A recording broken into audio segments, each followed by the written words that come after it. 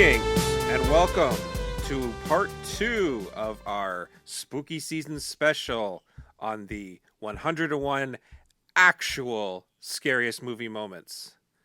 I'm not going to run through... Actually, yeah. Should I run through everything we covered last time? If you like to. No. I'm not going to run through every single moment here, so you got to go listen to part 1 if you want to know where we're at. And we're going to jump right into it here because we got a lot to cover, and we only got so much time in the world before, the sun expands and absorbs us all. That's right. I'm Gabe Powers, and with me again is Patrick Ripoll. Hi, how's it going? The long-winded brothers are back. The long-winded brothers, twins and warriors in speaking too much. We're here to promise you that every single moment we talk about on this episode is scarier than the previous episode. Right, because we worked that out scientifically. Yep. It's extremely important, the exact order of things. We had so many spreadsheets, it was unbelievable. That's right. Did heart rate tests. We took polls across 30 states. Mm-hmm. Don't ask which 30. It's a secret. No, it's a secret. You can't know. But, fuck Idaho. Anyway. Yeah. All right. Well, that's 49 left to guess from. But at any rate, we're here. We got another 25 movies for you this time. This time, I think it's your turn to start, Gabe. Yes, it is. And so I'm starting with number 70. That's right. Number 70, Shock. This is the Mario Bava film called Shock. There's a lot of movies called Shock. Released in 1977. This was released in the U.S. as Beyond the Door 2. Has nothing to do with that Exorcist ripoff, but it does have a bit of an Exorcist vibe. Bava was kind of going for that for sure. This is Bava's final completed feature. One more was released later because it was unfinished, Rabid Dogs. And it isn't one of his best movies, but it's still a very good movie, and it's got a nice central performance from Daria Nicolodi before she was an item with Dario Argento. And she mostly just has to scream the whole movie, and she pulls it off pretty well. For how little the script demands of her, she does a good job. But it's a sort of paranoid thriller in the tradition of Repulsion and Images. And there are so many just like her being driven mad by her child, who she thinks has been haunted by the spirit of her ex-husband, who was abusive. Just amongst this never-ending parade of just random happenings and her being freaked out, there's this one perfect little shot where Bava stages the hallway, and the little boy comes to the end of the hallway and says, "Mom," and then runs towards her out of frame, just under frame, and then a full-grown man springs up and scares her. And it's just a very simple, very short shot. This is called either a Texas switch or a cowboy switch, where you have usually a stuntman fall off camera and the actor stand up then. And so it looks like one continuous shot. But Bava wanted to use it for a scare where it looks like a little boy morphs into a full-grown man. The match of motion on this is really incredible. The exact speed the boy is traveling and the man is traveling. Like, they must have done some practicing. They must have done some really good rehearsals, good choreography, something. But like, the match is perfect. And because of that, it's just I mean, once you know it's coming, it's not as scary. But the first time you see the movie, it's like such a good magic trick, and it freaks you out. What do you think the chances are that James Wan has ripped this off in a movie, or like in one of the Conjureverse movies, this exact shot pops up? I mean, it could be. I've only seen the first 2 Conjuring, and maybe I don't think I've seen any of the other Conjuring movies, and he is a bona fide Mario Bava fan, so it feels like such a perfect gag, and those movies feel so built around this kind of gag. Like, it feels impossible to me that they've made like 17 of those and they haven't had a single one where they ripped off this shot. It just had to have happened. Yeah. Probably in The Nun. I'm just gonna say, without having ever seen it, that this happens in The Nun. It's definitely a little girl in her communion dress runs, and then the nun pops up full grown. Yep. Yeah, Yep. that definitely 100% happens in that film. And if it doesn't, it sounds like I'm being funny. But if it does, it sounds amazing because I've never seen it and I predicted it. Yeah, that's very, very smart of you. I am. And Number or 6. funny. Yeah. Go on. Sorry.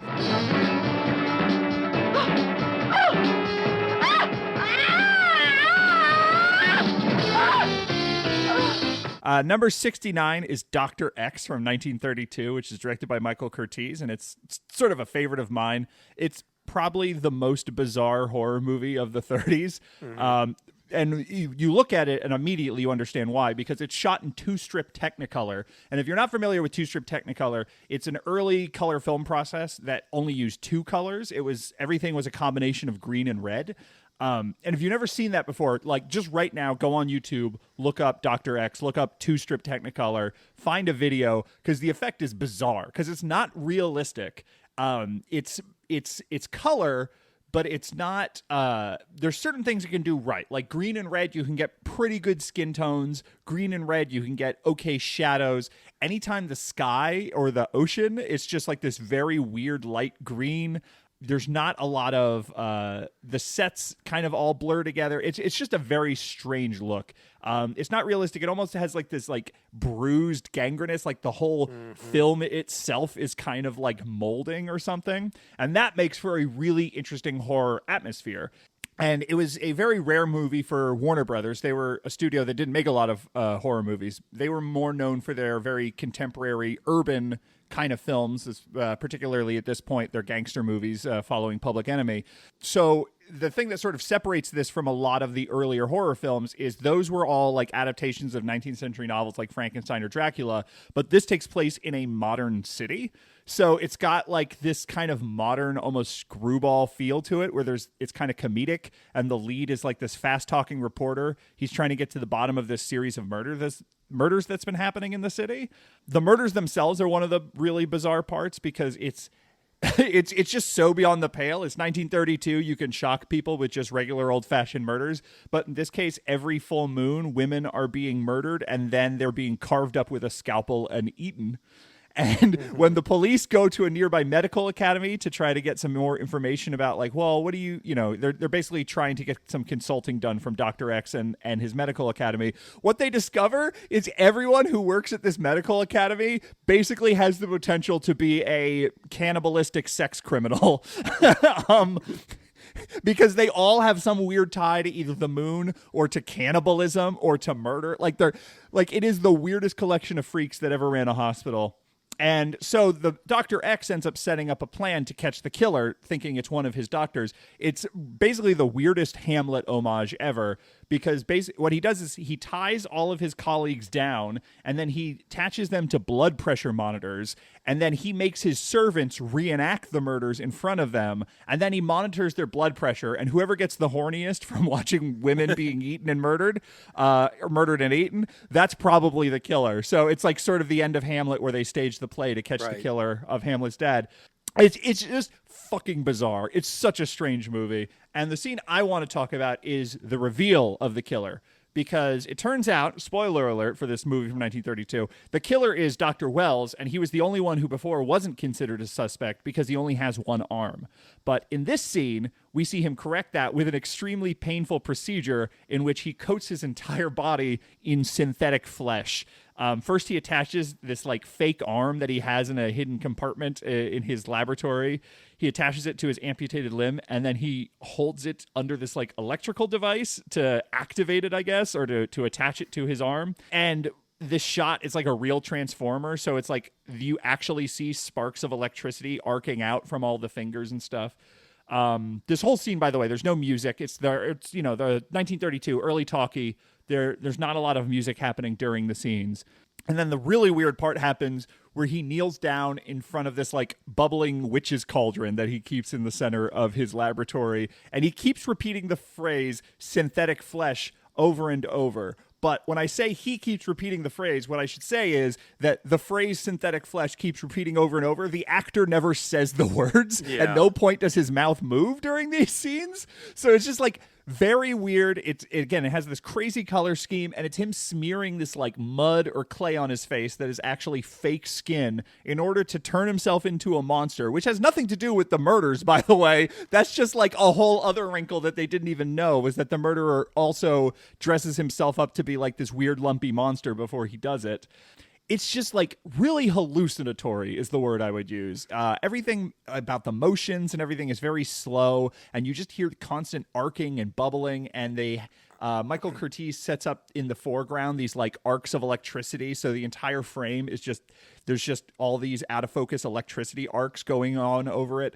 It's really bizarre, and it's really unnerving and creepy, and it's a movie where you think you're prepared for the weirdest because it's already been so weird. And when that happens and the movie just stops dead for 3 minutes to watch a man smear fake skin over his skin, it really is just like unsettling in a way that it's hard to put your finger on. And it's like one of the joys of watching old horror movies is you think you understand what they're capable of and what they are and they are not willing to do. And then you'll see a movie like Dr. X that pushes it so far over that edge and goes in such a weird direction you never think of, that it's like, oh, I guess also there was body horror in 1932. Yeah. It wasn't just Frankenstein tossing a little girl in a lake. It was also synthetic flesh. So that is, for me, the number 69. Nice. Actual scariest movie moment. Well, so I've still not seen this entire movie, which is a problem because I just didn't have time. But you did send me this scene as a YouTube clip, and out of context, it's just as bizarre. And what you're talking about, the synthetic flesh and the sort of sound of the arc thing, is enough that it really, and I'm not even sure that this doesn't already exist, but it feels like a music video and the sample basis for a late 90s techno song. Oh, yeah. There's no chance in hell that a little clip of this scene has not popped up in some White Zombie or Rob Zombie music video.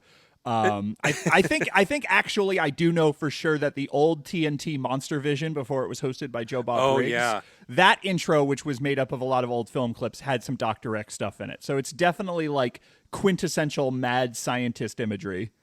And so yeah, the sound of it, I can just hear synthetic flesh, and then like Chemical Brothers, yeah, coming in, and then but it also looks like a really low budget, like if there was like a death metal band also in the late 90s that just didn't have the budget to shoot a video and didn't know what else to do but didn't want to be like too disgusting, would use this clip and intersplice it with really awful cam footage of them on stage at like some tiny club or something. Yeah. Like it has this like because it feels, something about it feels really 1990s to me, and I don't know how to explain it exactly, but it feels like the kind of thing that sample culture video and musical sample culture would have just loved in the mid to late 90s. And so it's this really old movie that somehow feels modern, but modern in a way that's already 30 years old. It's very cool, and so I do want to watch the complete film for sure. Yeah, it's worth seeing. And then the other two-strip Technicolor horror movie that Michael Curtiz did, Mystery of the Wax Museum, also worth seeing. I like those both quite a bit. And then he also did The Walking Dead with Boris Karloff, but that's in black and white. Who cares? Who cares? Do you know off the top of your head if the one color scene in Phantom of the Opera is two-strip? No, that was, I believe, hand-painted. But there's like, oh, it was? Okay. Because, yeah, there's just that one scene at the party that is like in color. Oh, you know, that I'm trying to think. That might have been two-strip. I do think two-strip, the earliest I can think of is like 1929, so there might be some overlap there. I don't know, but it definitely has that, like, there's a reason Guy Madden built an entire career out of how evocative movies from this era look. Yeah. And it definitely has that feel to it, like the same way that the Phantom of the Opera scene you're talking about does. So I just did a very quick Google search, and videos come up that say Phantom of the Opera 2 strip Technicolor sequence. That's not really research, but it sounds like at least someone else thinks that that's what happened. All right, excellent. That's Excellent. enough research for now. Synthetic flesh.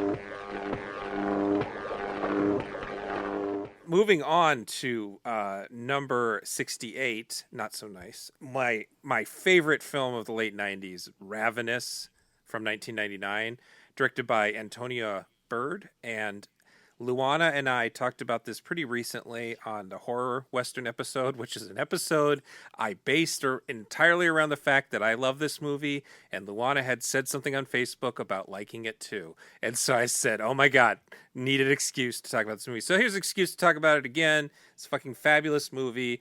It's a very late 90s, but also a little bit timeless. Just a film about a disgraced, I believe he's a general, or he's a captain, and he's Captain Boyd. He is disgraced and sent to the Sierra Nevada mountains to a outpost in the middle of nowhere, where he is just going to sit around and die in the snow, and he's surrounded by misfits. And after we are introduced to all the misfits and his disgrace, a mysterious character played by Robert Carlyle appears, and he's emaciated, and they bring him in and they ask him what happened, and he tells this horrible story. It's basically the Donner Party story, if you don't know the Donner Party, but it's a wagon train breaks down in the freezing mountains. I believe they're on the Oregon Trail. And the survivors are reduced to cannibalism because there's so much snow and there's no food. And this is technically a comedy Western horror mashup. And for a lot of the movie, it's quite funny. Or it is trying very hard to be a sort of metaphor for westward expansion. But in this one scene, Antonia Bird lets it get just full-on horror because she needs to unload a whole bunch of exposition. And we later learned that Carlyle's character is not to be trusted, that he is telling what is probably a true story, but he is telling it from the point of view of a victim and not the perpetrator. It could have been just a simple story. There's a simple flashback sequence where he's narrating the whole thing, and none of the characters are talking, and it's a lot of time lapse going on. But what really makes it work is that Carlyle, one, is doing this great job of playing a villain, playing a victim. And the thing that really makes it is the soundtrack by Damon Albarn of Gorillaz and Blur fame, and Michael Nyman, which throughout the movie is a sort of they got a bluegrass group, and they made them do loops, is the best way to describe this score for this particular film, is live loops, but with non-electronic instruments. But at this point, they have this really driving bass line and this just building of elements, and they just keep building and building and building, and it's just so much dread caked into it. And there's repetition to the time signatures and the layering, and it brings out so much dread because it's just a story of people losing control and voting to eat each other, and women and children being involved, and how horrible this is. And there's also the fact that it's slightly based on a true story that we don't really know about. There's basically two famous cannibalism stories from this time and place, and it's the Alfred Packer story, where one man went on one of these trips and he survived, and he talked about how there was cannibalism, and everybody's like, well, that sounds like he murdered everybody. And then there's the Donner Party, which is a little more famous. You've seen this movie, correct? Oh yeah. This movie's great. The way I always thought about the music is 19th century John Carpenter. Yeah, where it's that like minimalist sort of drone, but it's it's a banjo and a violin and an accordion rather than a synthesizer. Right. Good stuff. Love this movie. Feel like I kind of shoehorned it into this list, but I still think this scene's really sweet and effective. It's a creepy scene, and Robert Carlyle is great in this movie. Yes. It is a great villain performance.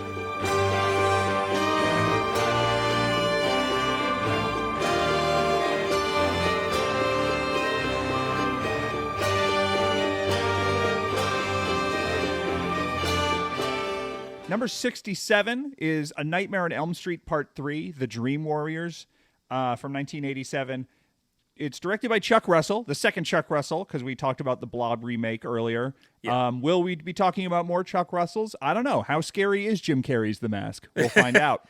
But it's also co-written by Frank Darabont, like that Blob remake. And I mean, I love the original Nightmare on Elm Street, and I love how Wes Craven keeps things so surreal and dreamy throughout. And I love how that first movie is much less literal and much less about the rules of the universe than the sequels are. But I really do think Part 3 is where the series found its calling, and it's like, okay, this is what this was made to be. This is what it had to be, in which the dream sequences reflect very specific fears that the teenage protagonists have. And because the movie's set in a psychiatric hospital for troubled youth, there's just like so much empathy for the characters. There's no, so many teen slasher movies, especially by 1987, are just like, look at these assholes. Isn't it hilarious to watch them die? And everyone in this movie, even the people who are assholes, you're like, oh, I feel for you though. They're trying, and there's this feeling of helplessness they have, and they're imprisoned. It's basically a prison for children, and they're totally disempowered, and they have all these other issues on top of it, whether it's drug abuse or suicidal thoughts or stuff like that. And it just, all that makes them more vulnerable for Freddy. And then that in turn makes Freddy a better villain because it can really emphasize his cruelty. The other thing about Nightmare on Elm Street Part 3 is I think it's where the series and maybe the entire decade peaked in terms of innovative and memorable like horror special effects. Like, this movie has so many fucking amazing gags and moments. Every kill has some like really great touch to it. Every time I watch this movie, and it's a movie I've seen like 15 times, there's a moment where I'm like, oh, that's right. There's a room where there's just a bunch of bodies hanging from nooses. I totally forgot about this one shot. The one that sticks with me the most, though, and that really every single time still just really grosses me out, is the death of Philip. And Philip, he seems like a really sweet kid. He's very attractive, but like, that's every Nightmare on Elm Street movie. They always get like the most catalog model looking kids. That's always really attractive. Especially you like compare and contrast. Like Friday the 13th, it seems like it's a lot more normal looking people in it, but in Nightmare on Elm Street, it's always these models who get killed. So he's this like beautiful, sensitive, sweet boy who's this sculptor, and he isn't allowed to have proper tools because he tried to slit his wrist once. And so in this nightmare, he has a clay marionette that takes the form of Freddy in this like really cool stop motion effect, and the puppet frees itself from its strings and falls to the floor. And then there's this really cool shot where Robert Englund just grows to full size at the foot of the bed, and it has this very uncanny feeling. And I think the way they did it was they just had Robert Englund stand in front of a green screen and they dollied a camera towards him. And I think that's how they did it's a really neat, weird effect. And that's just the beginning, because what he does next is he yanks Philip's sheets away and he slits his wrists and he pulls out the tendons of Philip's arms like strings of a marionette. And this whole time there's like almost like a sleep paralysis thing going on where Philip, he's sort of helpless and he doesn't try to run. He doesn't scream. He's just sort of there watching as this really, really grotesque effect takes place. There's all these like really deep canals dug out of his legs and arms where the tendons have been ripped out.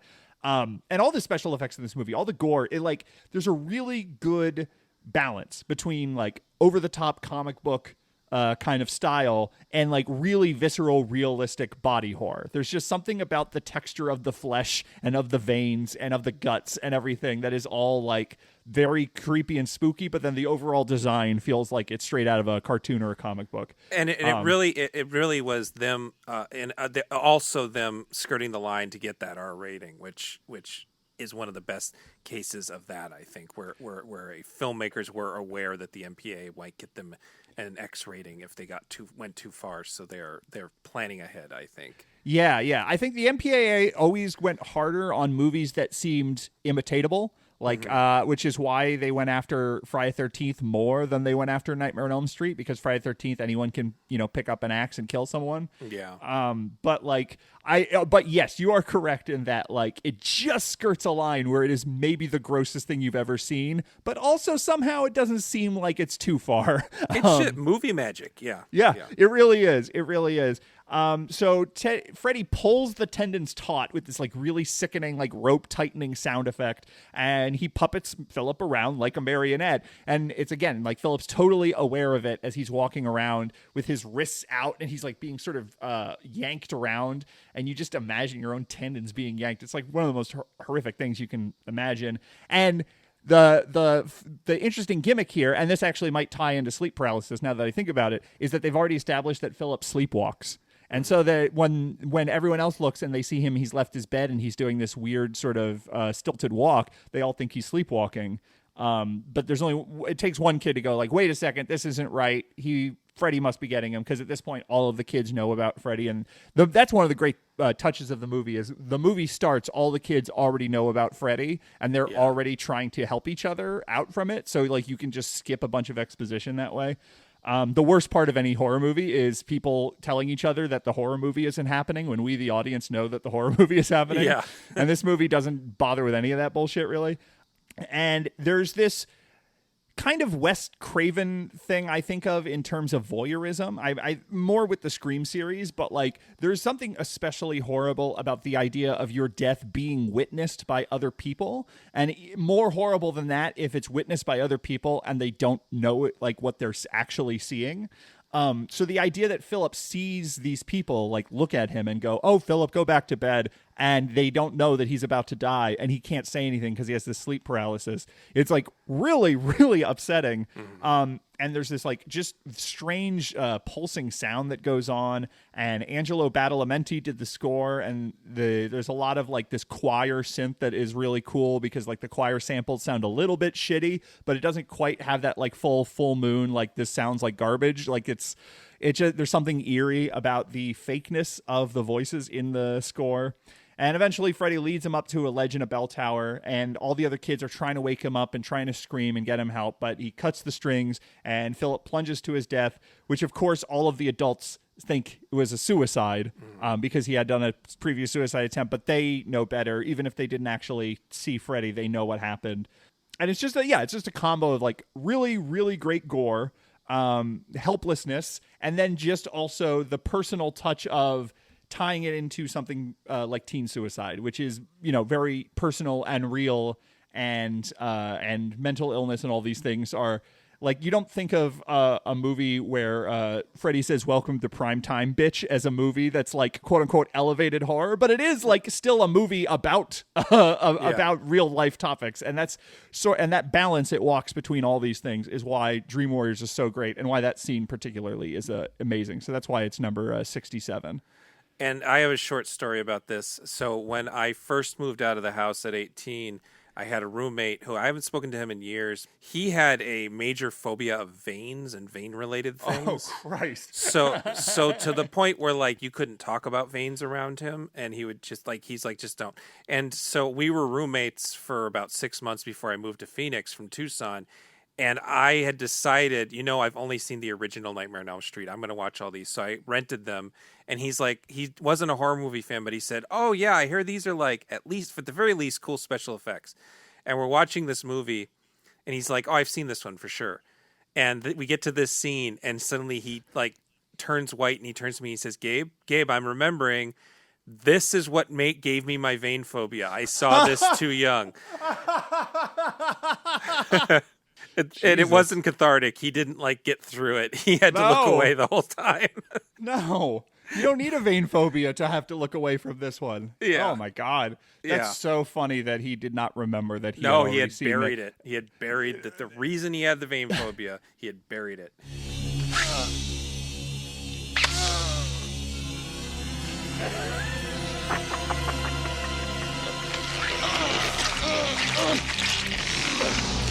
On to number 66. This is another case of me sort of shoehorning something in here, but I wanted to be kind of more eclectic with this. This is Death Laid an Egg from 1968. This is by Giulio Questi, and this was a Bird with the Crystal Plumage, Giallo. And I've talked about this before, but for those who haven't heard that, Bird with the Crystal Plumage, Dario Argento's film, was a huge hit, and it was sort of a hard reset for Gialli because there had been movies up until 1970 that were popular, and there was all sorts of Umberto Lenzi had his version of it, Mario Bava had his version of it, and those were all kind of building. Then Bird with Crystal Plumage becomes an international hit, and suddenly everybody changes gears and tries to make versions of that. So it's like a totally new thing after that. So Death Laid an Egg was made in a time before there was a pattern set. So it's very different from what you would expect from most gialli, to the point where if you're not familiar with the genre and you are in it for the body count and the creative murder scenes, you might not enjoy it. But it sort of doubles as a very dark comedy and a thriller, and the whole thing is set against a backdrop of a state-of-the-art chicken farm where the guy who we suspect the whole film is the murderer owns this farm. It's like a family thing. And the murder in question has taken place around there, and we think that he's fed someone to the chickens. So the backdrop is just surreal and weird. And there's a clear anti-corporate message. But I think the bigger concept is just to be a nightmarish thing, because chicken farms, and this is like before we had them as crazy as they are now, where how separated the chickens are, these chickens could still walk around. But there's just something really upsetting about all the fucking noise that chickens make, and the fact that they don't have any fear of humans, so they don't respect your personal space. And they're kind of cute, but when you get like so many of them, there's that sort of swarm mentality when too many of any small animal becomes disgusting. But anyway, there is a sort of mad scientist working for the company. And again, this is a murder mystery. Someone has died, and we suspect it's him. But meanwhile, there is a side plot about this mad scientist trying to create the perfect chicken for eating. In the middle of the movie, the main character is called in because the scientist has created genetically engineered chickens with no heads and no wings. They're just meat. And his wife, I believe it's his wife. He has a wife and a lover. This is his wife, is like, isn't this amazing? You realize how much money we're going to make off these featherless, headless chicken blobs? And he is not having it. He's like, no, this is like a disgrace. This is a crime against nature. And they're like, no, we'll make so much money. What is your problem here? And it's just already such an off-putting, weird scene that again, doesn't necessarily have much to do with the plot. It has more to do with his mental state. And he sort of says, no, I'm putting my foot down. This is the end of it. And the scientist and his wife sort of storm off. And then he just whips out a shovel and mashes these horrible monstrosities into paste, so that he euthanizes them, but with a shovel in a really gory, horrible way that is just, again, it's not a violent movie, really. There's very little. The violence that we do see, it is a bit of a spoiler here, is purposely faked. It's play. It's like S&M. And we discover that later. So it's easily the most violent act in the movie, other than the murder, I guess. And it sort of just throws you off. It's not that it like scares you in the normal sense. It's just that it throws you off in this already strange movie. And the version that's streaming has been cut by almost 20 minutes, I believe. But I double checked and made sure this scene was in there and that they hadn't cut this out for some reason. So if you do watch the streaming version, you're still going to get this and the basic idea of it. The chickens look like giant testicles. Yes. There's something really upsetting about the texture of their skin, and I was like looking at it, and I'm like, oh no, those are balls.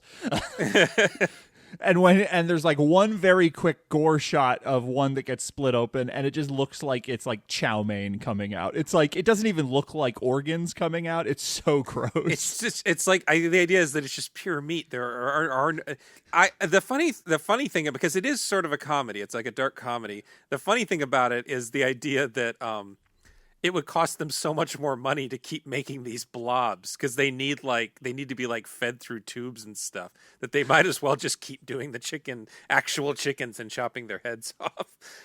I should say Quisti didn't make a lot of movies, but he did one of the most two of the most artistic gialli in the early stage. He made this and The Possessed in 1965, which is also known as The Lady of the Lake, which is a complete opposite of this really melancholy black and white, super artsy murder mystery.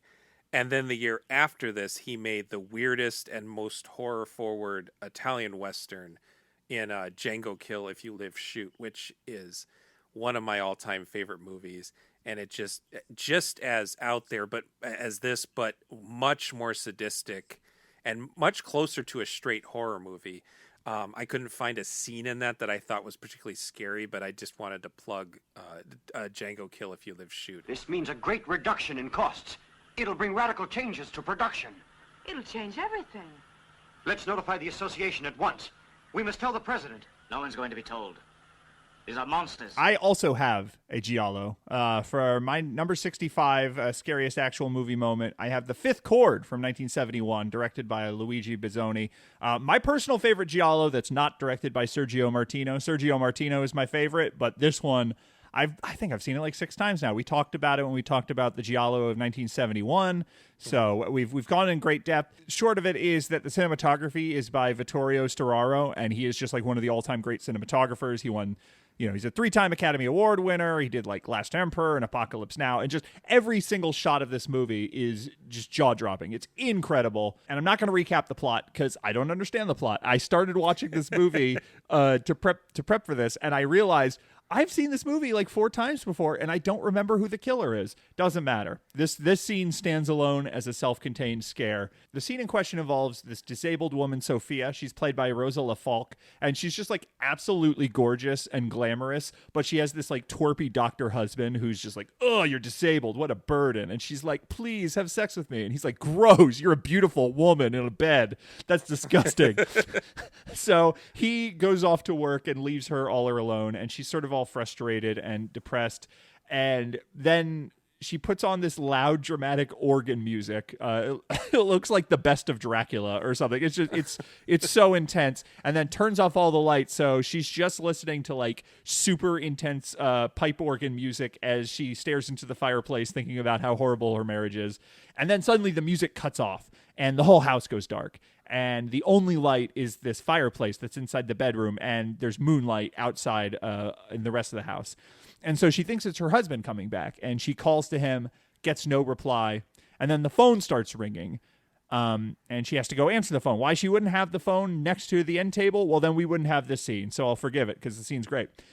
She crawls over the bed to her wheelchair, but she accidentally pushes it back into the shadows. And again, like, you just have to picture the scene. The lighting is incredible. It's just like flickering orange lights from the fireplace and deep, murky shadows everywhere. It's actually very similar to the opening scene in Mario Bava's Bay of Blood, but I think this does it one better. And it's a giallo film, so you know that someone is probably in the room with her. This is the first like on-screen murder, but you know what the deal is. So you're combing the room as well, but you can't see anything because all of the edges of the room are totally bathed in shadow. So she rolls out of bed onto the floor and she starts crawling towards the wheelchair, and it is the action she takes to crawl across the floor. It's like this super intense struggle for her to pull herself. And Rosala Falk like really is acting the hell out of it. And as she's just like inching across the bedroom floor painfully slowly, the camera is following her, but the camera is like obviously doing this like extremely smooth, graceful like dolly back. And the entire scene has camera work like this, and it's almost like, it always reads to me like there's a cruelty to it, where it's like she's disabled, she's married to an asshole who leaves her alone, someone's going to murder her, she accidentally knocks this wheelchair away, and then the camera movements are mocking her as well, because the camera's constantly like gliding and smoothly flying around the room. Look what I can do. Exactly. And so it's just sort of like emphasizing how helpless she is. I get it's like kind of mean-spirited the movie has this much glee in her suffering, but it's very effective. So what are you going to do?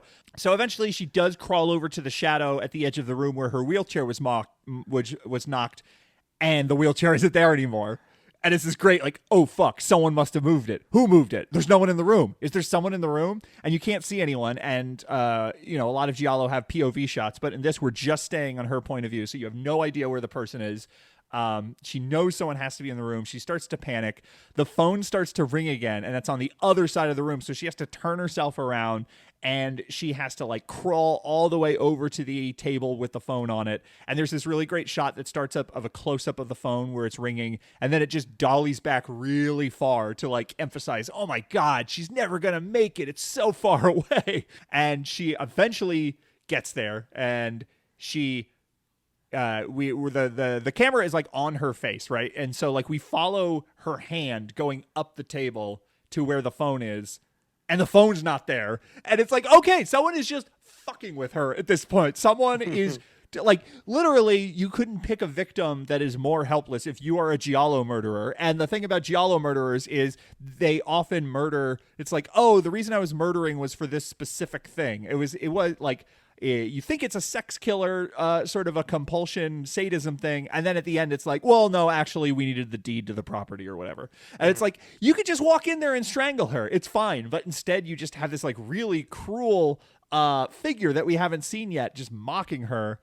And she tries crawling over out of the room to the stairs, and she's up by the balcony, and she's calling out for her husband again. She needs help, and that's when the killer comes behind, strangles her, and then just like dumps her body over the balcony, and she just lands head first on the hardwood stairs with this really sickening thump. And so it's just this combination of really immaculate craft about the camera work and the lighting and the editing and everything, and also just like the cruelty of the whole thing. And of course, she acts the hell out of it. It's a solo piece, basically. Really, really scary scene. And I have grown to like giallo. I used to be the giallo skeptic, and I've kind of grown to like them. I generally am not that scared by giallo films. Yeah. They don't really tend to build suspense. It tends to be more just like over-the-top bombast in terms of the camera work and the style, rather than like calm, patient building of suspense and terror. But this is a case of just like a very scary scene in a giallo film.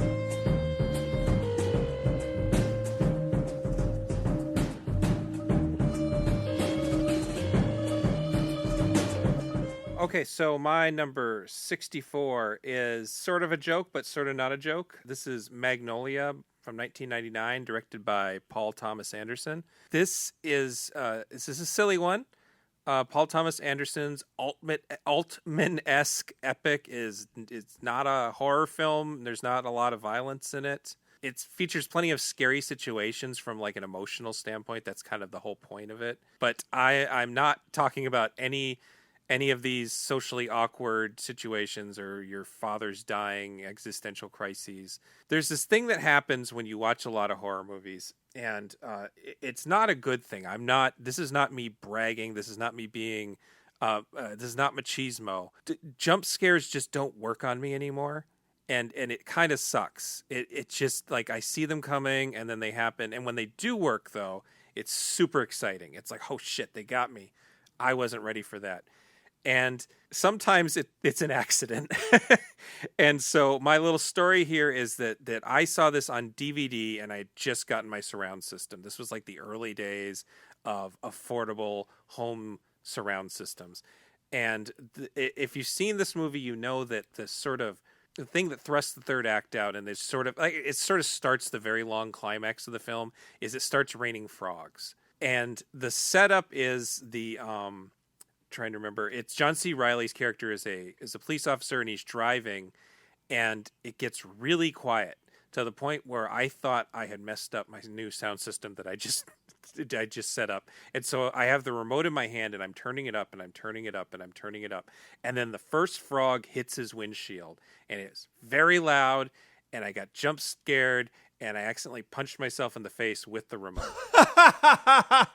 And it became my lasting memory of the Oscar-nominated favorite Magnolia.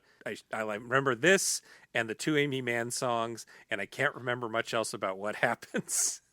So that's how it makes my number 64 scariest movie moment. I will say the way Paul Thomas Anderson specifically shoots it, and especially the sound design, there is a really visceral physicality to the weight of the frogs. Yeah. It really does feel like you could die if you went out there. Like they're hitting with such impact. It's a pretty cool scene, and it's like in a different movie. even without just like that one thing being surprising because you don't expect it in the movie, like if it was a movie literally about like, oh, we are cursed and the biblical plagues are coming upon us and here's the plague of frogs, like that would be a pretty freaky scene. So I think it's a pretty good choice. Well, thanks.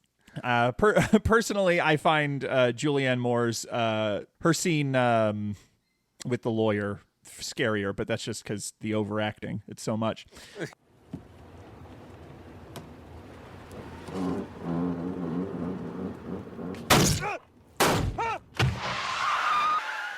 Number 63 is Dead of Night from 1945. It's a very early example of an anthology horror film from the British Ealing Studios, and that was a studio more known for comedy.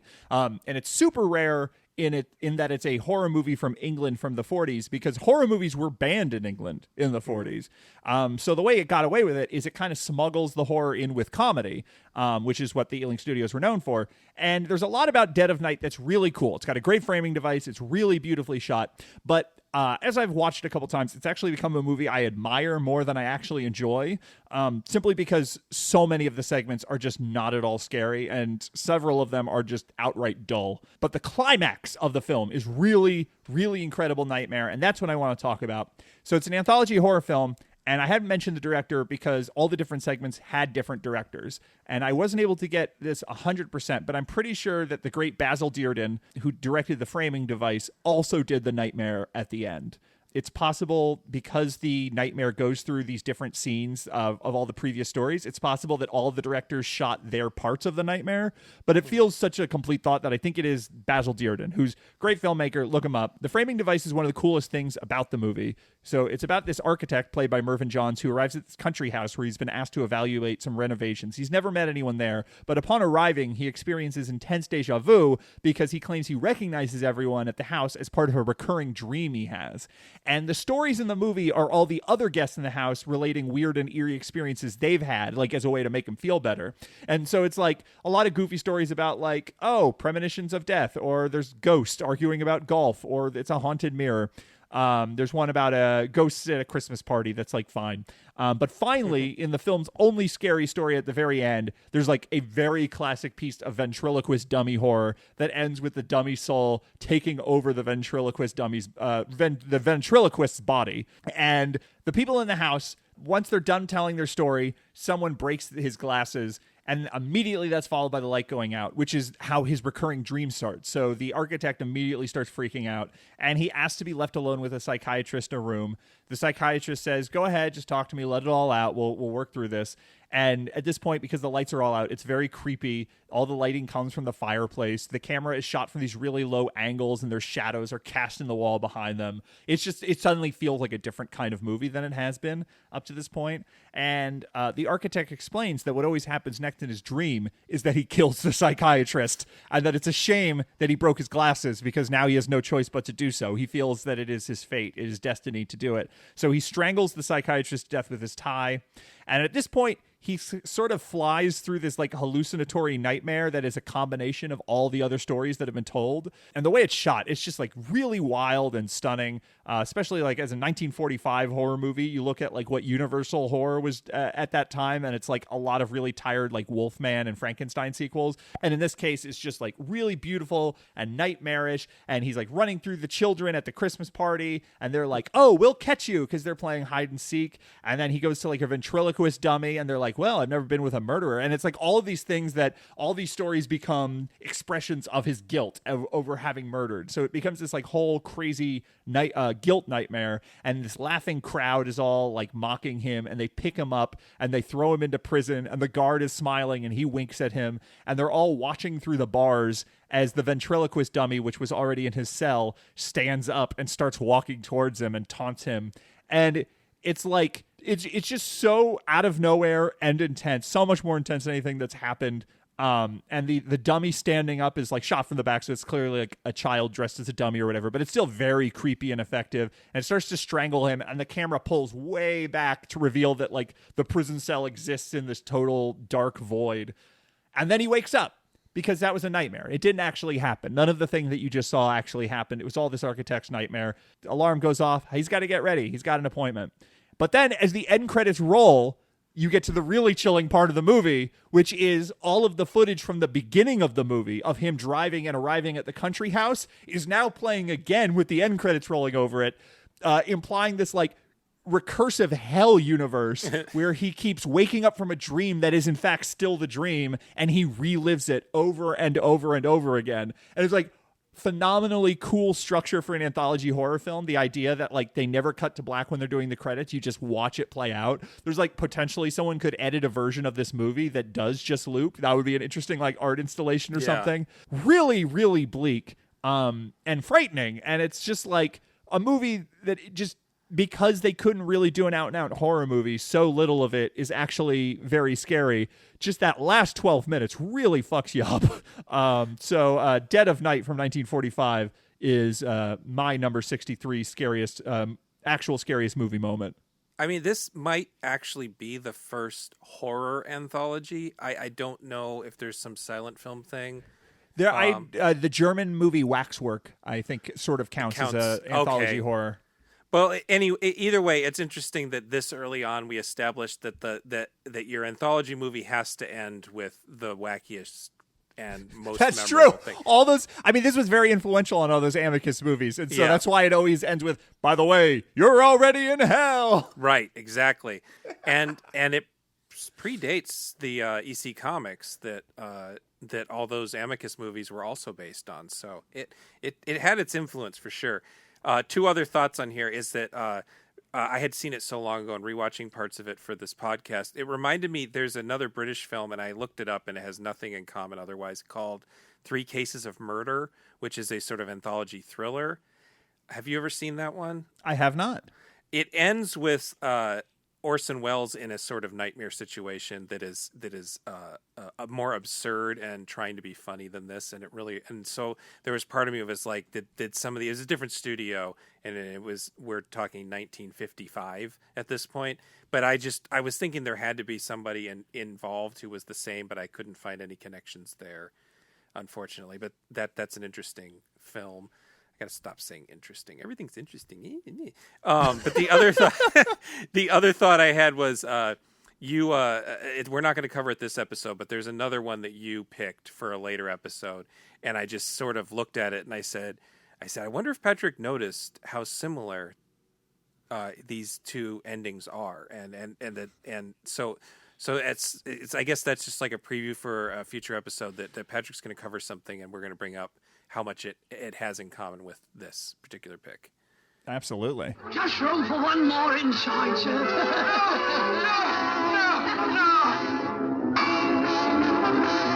No! Moving on to number 62, a 1943 horror movie, I Walked with a Zombie. We do already have a Val Lewton thing in here, don't we? Yes, we're going to have another Val Lewton thing. I wanted to have my own Val Lewton thing because Patrick picked the best one.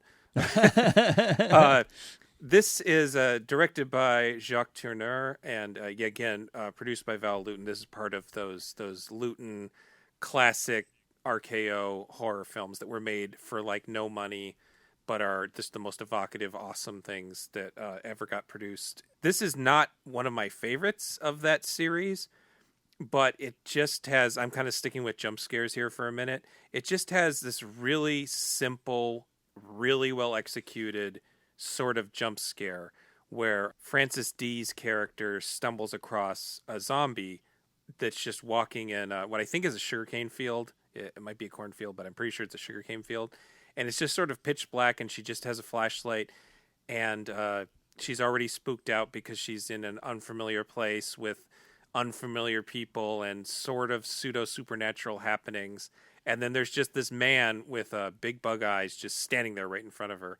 And the punchline to the whole thing is that he's harmless.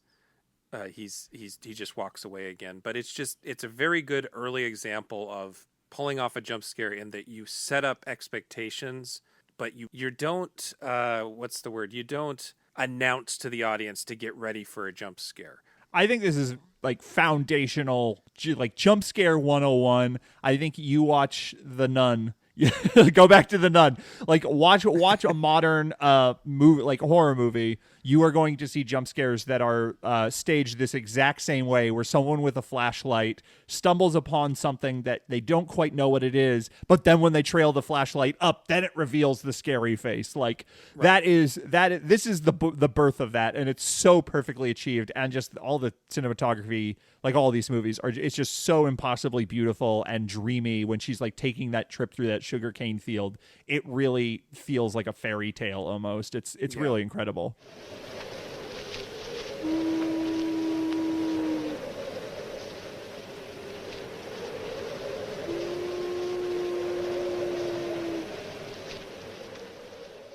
Number 61 is Vampire from 1932, directed by Carl Dreyer. It's kind of a strange movie. It straddles the line between silent and sound film. I think it was Carl Dreyer's first sound film, so he wasn't quite sure how to do it. So he sort of, especially, it was one of the early talkies where they were filming in multiple languages at the same time. So I think for just his own peace of mind, he mostly sort of stages it as a silent movie, but there's a full score, there are sound effects, but there's also like title cards giving exposition, and very little of the exposition is done through the dialogue. It's mostly title cards and stuff. So it's got this sort of weird half and half sort of a thing where it has a lot of the hallmarks of the silent era, but it still has like the eerie music of the sound era. And it has a really distinct look because it was shot on location, which most movies in 1932 were not really doing. And he shot it through pieces of gauze to try to like create a soft focus. So everything kind of feels a little distant and dreamy.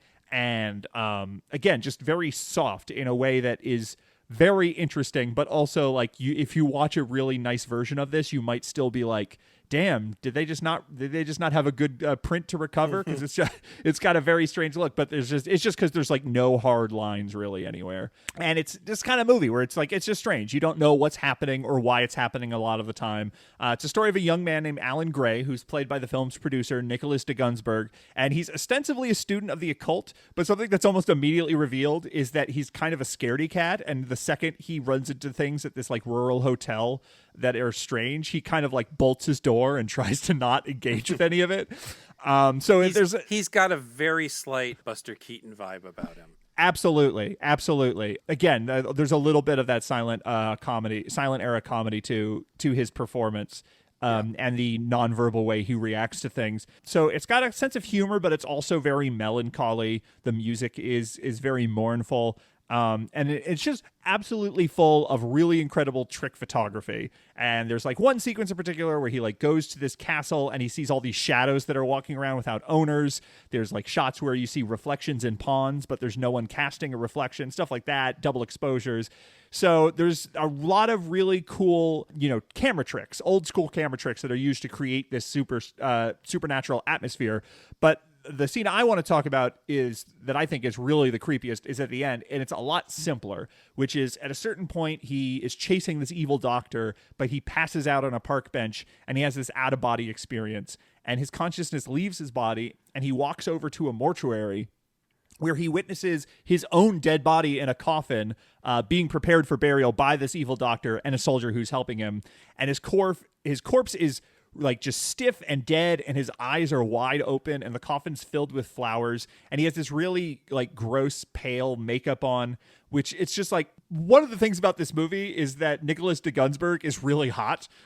He kind of looks like a young prince, and when I say that, I mean Prince Nelson Rogers or whatever, but like also he looks like a young royalty. He's very well dressed, and like just the suits he wears are extremely well tailored and everything. So this whole time he's got this slightly gay, very handsome, very well put together feel. And then when he is dead in his coffin, he is just like mouth kind of slightly ajar. There's something slightly horrified about the look in his eyes, and he is dead in the coffin. He can't move. And what you'd get is his point of view inside the coffin as the lid is closed on it and screwed in place, but this lid has a glass window, so you still see out the top of the coffin as he is being buried. And so like you see the guy screwing the lid in place, you see a candle placed on the glass, and then you see the journey of the coffin as it travels out of the mortuary by the church, and the church bells are ringing. So there's just this very mournful kind of sound as the death toll kind of happens.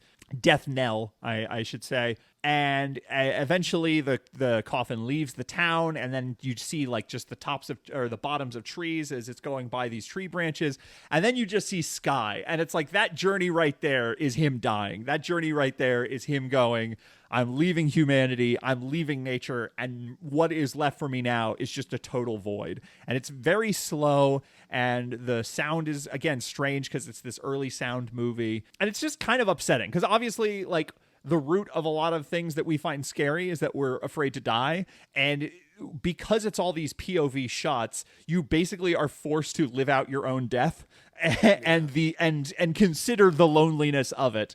And there's a lot about this movie that's really cool, and there's a lot of like neat special effects, but that was the moment where I sort of stood up straight and I was like, oh Jesus, this is really unnerving. So that is my number 61 actual scariest movie moment. Yeah, the loneliness of death. That's a good way of putting it.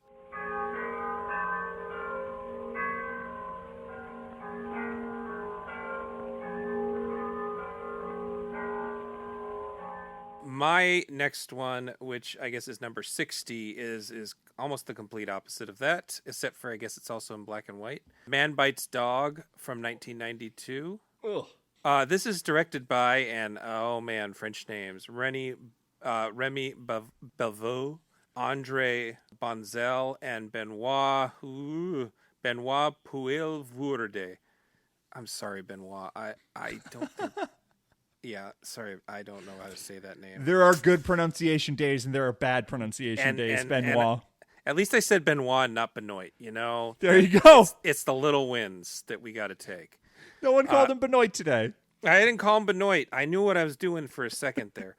Anyway, this is a mockumentary, and the first 2/3 of this movie are very, very funny. Very dark comedy, but very funny. This just a camera crew following around this obnoxious serial killer who you kind of get the feeling isn't even very good at being a serial killer. Like they've kind of picked the wrong guy. He's really full of himself. He's really annoying. He's the opposite of what you think a serial killer would be like, which is reserved, or at least at the time in the 90s, reserved, self-reflective, really sad, melancholic, maybe sadistic. This guy's like a party animal. Like he's like a bro. And the whole movie, he's sort of poking fun at the camera crew that's following him around.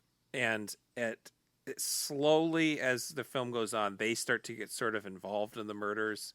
Not directly at first, and it's very clear. There's a very clear message to this film, which is about the danger and inauthentic quality to documentary films, and that the documentarians are changing the narrative just by being there. But again, it's also just supposed to be funny. But the moment the whole movie turns is when they have a home invasion and they all sort of join in gang raping this woman, and it's like it stops being fun and it starts being disgusting.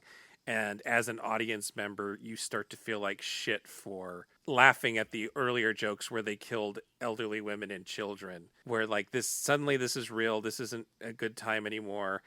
And if you're watching the NC-17 cut, the quote unrated cut is actually a censored version. That was the easier to find version for a long time until Criterion put out their DVD. The NC-17 cut ends with sort of B-roll footage with no sound, just sort of, it's like not even very good quality of just her gutted body. Just her body is just so mangled that it's just sort of gross meat and intestines. It's sort of clinical, and there's just no comedy or even drama behind it. It's just, this is what they've done. This is the end of the line. These guys are now also cursed. It's become contagious. They are bad guys. And there continues to be jokes throughout the movie. After this moment, it really kind of weighs on you. and it's very expertly done, even though it's really gross and mean-spirited. Yeah, when I first got Netflix, original version, getting discs in the mail, this is teenage me trying to see fucked up shit.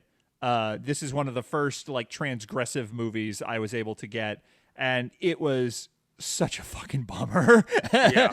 And when I say it, I mean this scene particularly, because it was the exact arc you talked about where I thought it was so funny and I thought it was so smart. And it's like I was definitely consuming it as like part of a Tarantino like charismatic hitman sort of a thing. And it was sort of sold like that when it got its home video release. That was sort of the way that critics were talking about it. And that scene burned into my memory forever. Just absolutely horrible.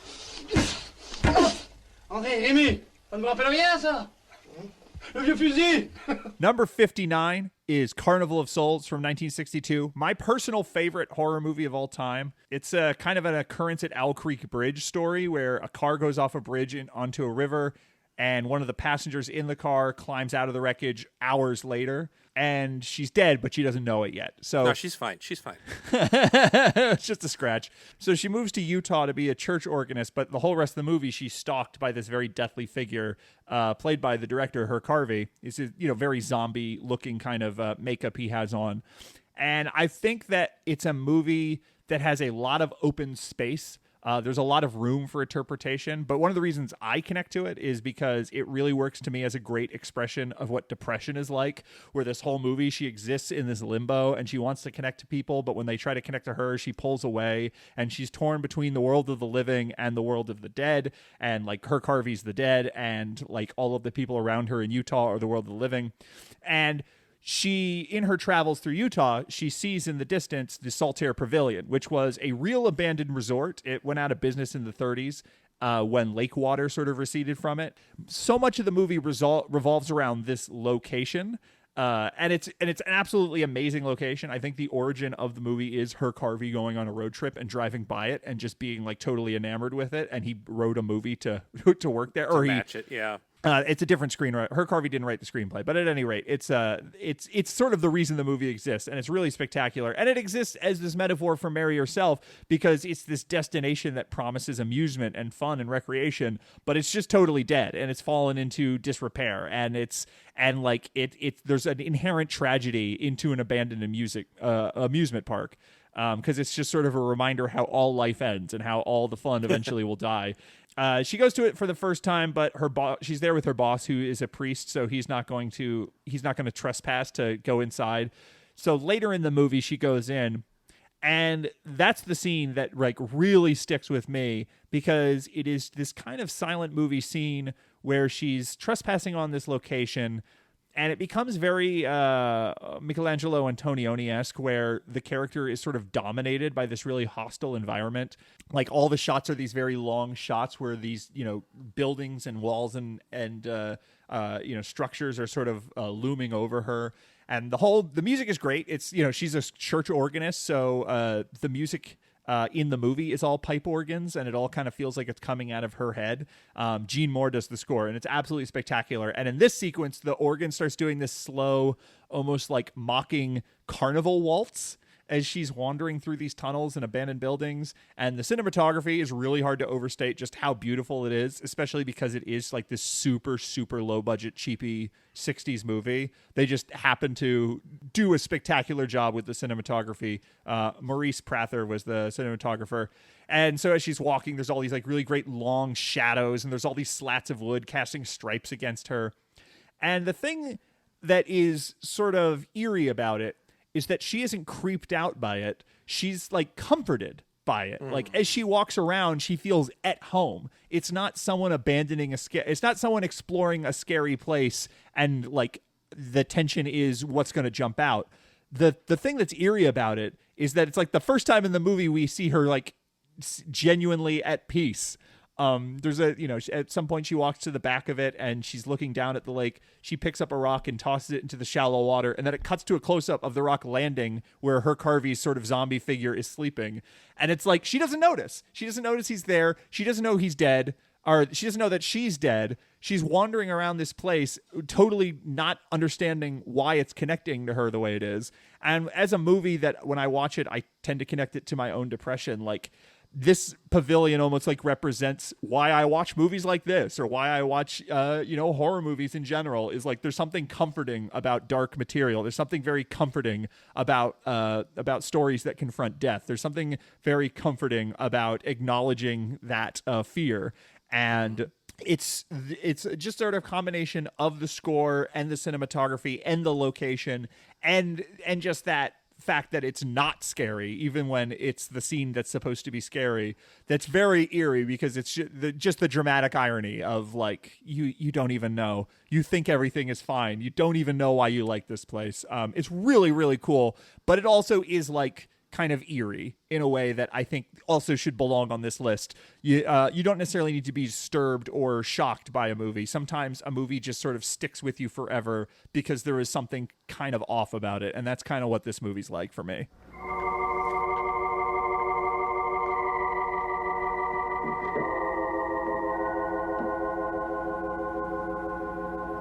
And that's actually sort of goes into my number 58, which is another movie that just sort of sticks with you and doesn't have a lot of specifically scary scenes, so I struggled a little bit including it on here, but it is Eyes Without a Face, directed by Georges Franju.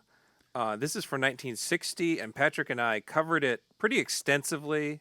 A couple years ago, we did a two-part episode on the horror movies of the year 1960, which I believe is like the best year for horror movies, just barely, but it has just enough bangers that it ekes out years like 1968, for instance. Mm-hmm. So I'm not going to go into it too much here, but Eyes Without a Face is the one movie that we covered that I think might be able to freak out young modern audiences. I think as they go into it not really knowing what to expect, that it has such a intensively strange and upsetting atmosphere about it that I think they could vibe with it. I think the youngins could vibe with this one. Also, it's a movie with gore.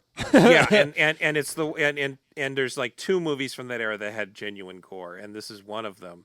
And I think that in this case, the gore kind of, it's done in a way where they're skirting a censorship, I believe. I don't know if France had very specific on the books ways that they dealt with censorship of violence at the time, but I'm sure Franju knew that there was a possibility of being censored. So the idea here is that it's a very B movie plot where there's a mad scientist basically who's kidnapping young women in an effort to repair his daughter's face, which has been irreparably scarred. And so he is kidnapping, murdering people, and trying to graft their faces onto his daughters. And around the middle of the movie, there's this sort of pause in the action, and it serves multiple purposes. So the first thing is that it's gross.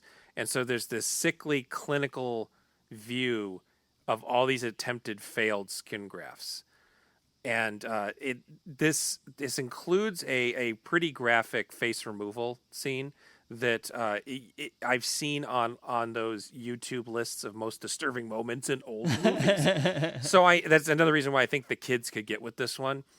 But for me, it's the even more clinical look at the progressive rot of the failed grafts, and it's interesting because they don't shoot it as like Franju doesn't want to cover a bunch of all the days it takes for her face to rot back off again. So it's these still photographs that the doctor is basically looking at, and it's very cold. And these images of this poor woman whose face we don't see, and this is like the reveal of her face, if I remember correct, because she's wearing a mask the rest of the time because her face is so rotted. So the first view we get of what her face looked like before the accident is in one of these clinical photos of the skin graft, and we get to see the progressive re-rotting of her face. And the scene also works to establish that she has had no say in any of this, which is there's an interesting lack of agency on her part that, and for the first part of the movie, feels like she's sort of complicit in this because she wants a new face. But as this goes on and this scene is sort of kicks off the fact that maybe this isn't what she wants, and she's just sort of going along with it. But the way the scene shows how awful these deaths are because they're wasted, it just sort of leaves you feeling cold and sort of dried out at this point in the movie. And then again, it's only like halfway done, and there's just it allows the movie to get more dreamlike and surrealistic and strange and esoteric as it goes on. Yeah, for sure. It kind of reflects like as her humanity becomes less and less apparent as like the skin of her face rots away, that like sort of mirrors the way that she as a person has grown more and more distant from her father as she like sort of disassociates from her situation and like just the absolute horrible things he's doing. That sequence, it's a really great moment in that movie. Very, very unnerving.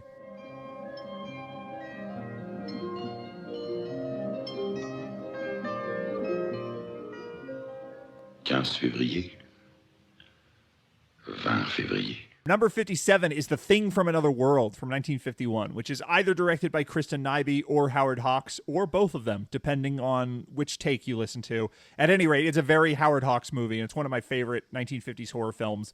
And I feel like on any given day, you could flip a coin, and I might like it more than John Carpenter's The Thing, which I know is like sacrilege. Blasphemy. I know. Dare.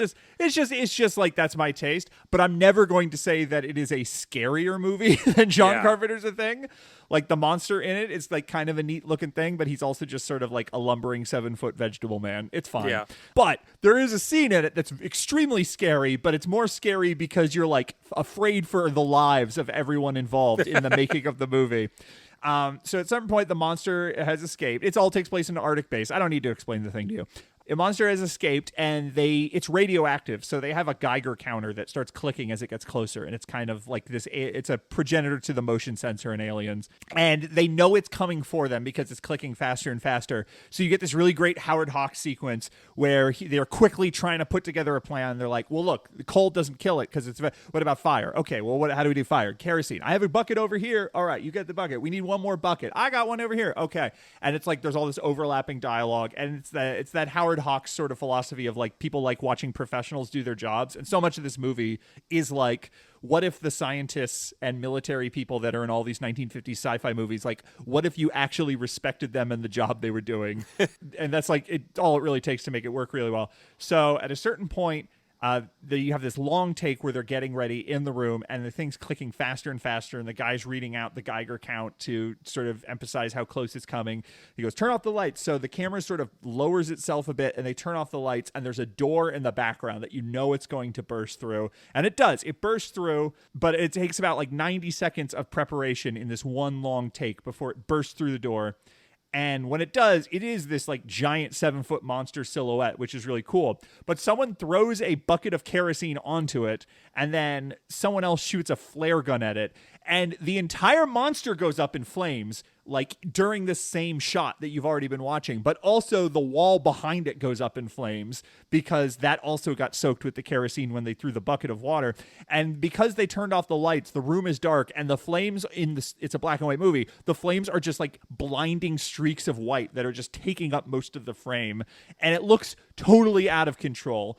And at this point, there are a few cuts or whatever, but it's they did this in multiple takes. But like, it still has the fluid motion that it's all happening at once. It's like swatting at a stuntman. It knocks one over. Someone throws another bucket of kerosene while it's still on fire. And it's just one of those things, like all the actors are so close to it. There's just balls of fire coming off of it in all directions. You can see the ceiling, so you know it's a closed set of some sort. It's just like, if I was a part of this production, I would just be panicking. I would say like, oh my God, we're going to kill all of our actors. They're in a union. Like the union frowns upon when you burn all of the actors to death. You're like, can any of these people breathe? Is all the oxygen getting sucked out of the room? As at a certain point, the actress Margaret Sheridan is hiding behind this like mattress, and it swats at it. And when it swats, its claws tear open the mattress, and in the tear, a flames alight. And it's like it swats like a streak of flames. Carves it into the mattress. There's all these shots like this where so many fire stunts in movies are like, okay, we put the actor in the safety suit, we set him on fire, he's going to run from screen left to screen right, fire extinguishers done. But in this, he's interacting with so many things. And then there's a third bucket of kerosene, which you didn't even know anyone had filled. And it douses the entire wall behind him in a massive wall of flame. And this is a foot away from Margaret Sheridan was. It's probably at this point a stunt double. But like the implication is that they might have just set their friend on fire. And then finally, when the entire room is a burning inferno, it jumps through a window into the snow to extinguish itself and runs away. But it's just like, for any era, it's an insane stunt. I love fire stunts. They're so impressive to me. And I love when a horror movie pops up with a good fire stunt. And I don't think it's ever been topped. But like, especially in the world of 50s sci-fi, so much of what happens is so sort of hermetic and sanitized. Like if there's a human scale monster, the monster chokes someone. You never see like people being torn apart by claws or anything because it's the 50s. And if it's like a giant kaiju-sized monster, then it's like, well, that's Ray Harryhausen's job. He was off totally somewhere else doing it. The danger never feels that immediate in these kinds of movies. There's a few exceptions. I think Them, which is already on one of the, I think that was on the Shudder list, but it might have been on the Bravo list. Them is a very good example of a monster movie where the monsters feel vicious and real and interact with the humans. But like, the way that the fire is just so immediately fills the entire frame with a blinding white, it's extremely scary. But maybe it's scary in a way that like sometimes you watch Hong Kong action movies and you go, I think that stuntman just broke his neck. Yeah. Or Italian action movies, and they crash a car, and they're like, I think 5 people just died. Not even involved in the production. Well, the interesting thing about this scene is it's one of the handful of scenes that John Carpenter directly references in his version. Oh, that's right. Is super proud. I think the Carpenter one held a record for a while for the longest complete full body burn.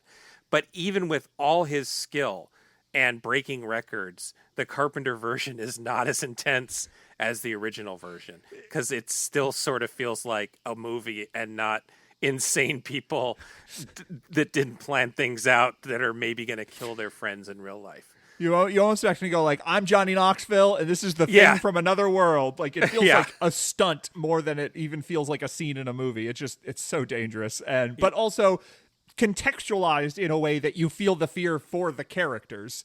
So it's not necessarily like it takes you out of the movie, but it is just totally spectacular. So Thing from Another World, that is my number 57.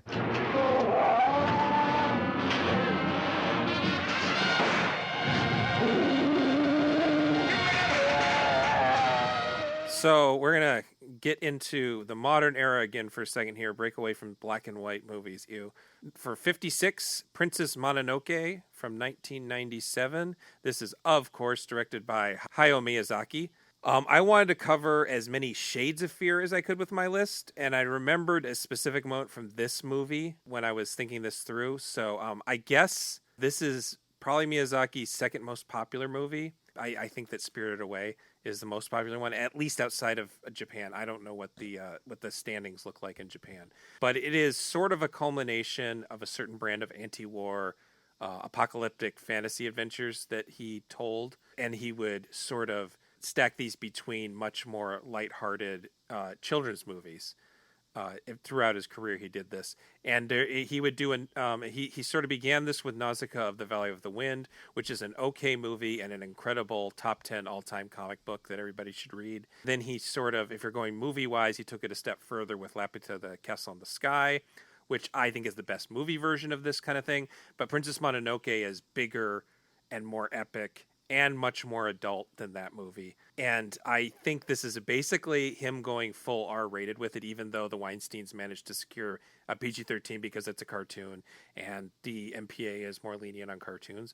But it's a very violent movie that opens with the hero using his cursed arm to shoot an arrow from a bow and rip the dude's arms off with it. Like, very graphic scene to sort of start the movie and sort of set the pace. And then there are all these really disturbing shots of these giant god animals, which are just like regular animals but very large, and they get covered in this cursed demon goo, basically. So in a lot of ways, without really thinking it through too hard, I think this is the closest Miyazaki ever got to making a horror film. But I'm not really counting any of those scenes. The thing, trying to be eclectic with my brand of fear here, The scene for me is in the middle of the movie. Something so shocking happens that it's what always sticks with me when I think about the movie. And in the scene, we're being left in awe of this majestic forest spirit that we've been told about throughout the movie, and which the bad guys are hunting because they think its head will give them some sort of power. And it's this beautiful yet uncanny beast with sort of a human face, and it's this perfect Miyazaki thing where it's kind of grotesque but beautiful at the same time. And at this moment that we're shown this, we sort of believe that the good guys will overcome. And at the peak moment of grace, a bullet rips from off screen and decapitates it. And the head tumbles off, and it's still sort of grinning, and it just bleeds this toxic rot all over everything. And the initial shock of the head being shut off is a big deal, and I remember just gasping the first time I saw this movie. And they actually totally ripped this off for one of those Snow White movies, those sort of actiony snow. They just ripped it off wholesale for, I think it was the first one, Snow White and the Huntsman. I think that's what it was called. Yeah. I remember gasping, but for me, the real fear factor is that it is a point of no return, and we know that this is going to lead to some like apocalyptic shit, and it hasn't happened yet, but we know it's coming, and characters can't stop it. And this will come up again later, and I think the last episode, there's a moment in a different movie where this happens that freaks me out even more. But there's some sort of, there's a certain brand of dread that comes along with this kind of shit, that's the moment that the good guys lost, and there's still like half an hour or 40 minutes of movie left, so we know things are about to get much worse. Yeah, I think you're absolutely right. There is a very specific feeling as an audience member when you feel the point of no return has been broached. It's something that good superhero movies do. I don't think we've seen it a lot lately, but it is something that good superhero movies do, where we're established that these people are heroes and they're good and they're righteous, and the bad guys are bad, and so they're going to lose. And then the bad guys do something to turn the tide in a way that the reader or audience cannot fathom them getting out of this situation. For sure. And also Miyazaki has that thing that Spielberg has where you feel the gentle humanism behind everything. And so when they go dark, they're able to be extra shocking.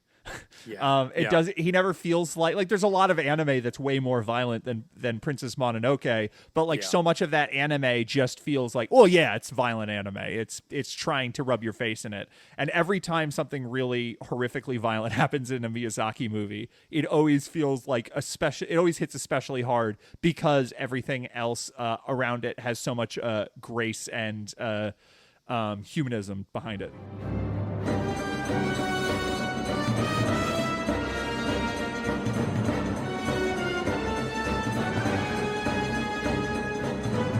Number 55 is My Bloody Valentine from 1981, directed by George Mihalka. George Mihalka? You have to say it like that, too. There's a question mark at the end of his last name. Yeah. So, I think, when it comes to meat and potatoes, coloring inside the lines, not changing the game at all kind of slasher movies, My Bloody Valentine is as good as it gets. It is just an excellent example of why the formula works. And there's a lot of things to recommend it. It has really good gore. I think the photography is quite nice. And it has a really, really good setting, which is this mine. And I think it's just a really good horror movie location because you have this, sense of danger to it. Obviously, mines are very dangerous. Claustrophobia to it. There's a labyrinthian kind of quality to it. When people go into the mine, there's the feeling that they can get lost and never come out. So there's almost a sense of Greek myth to a mine.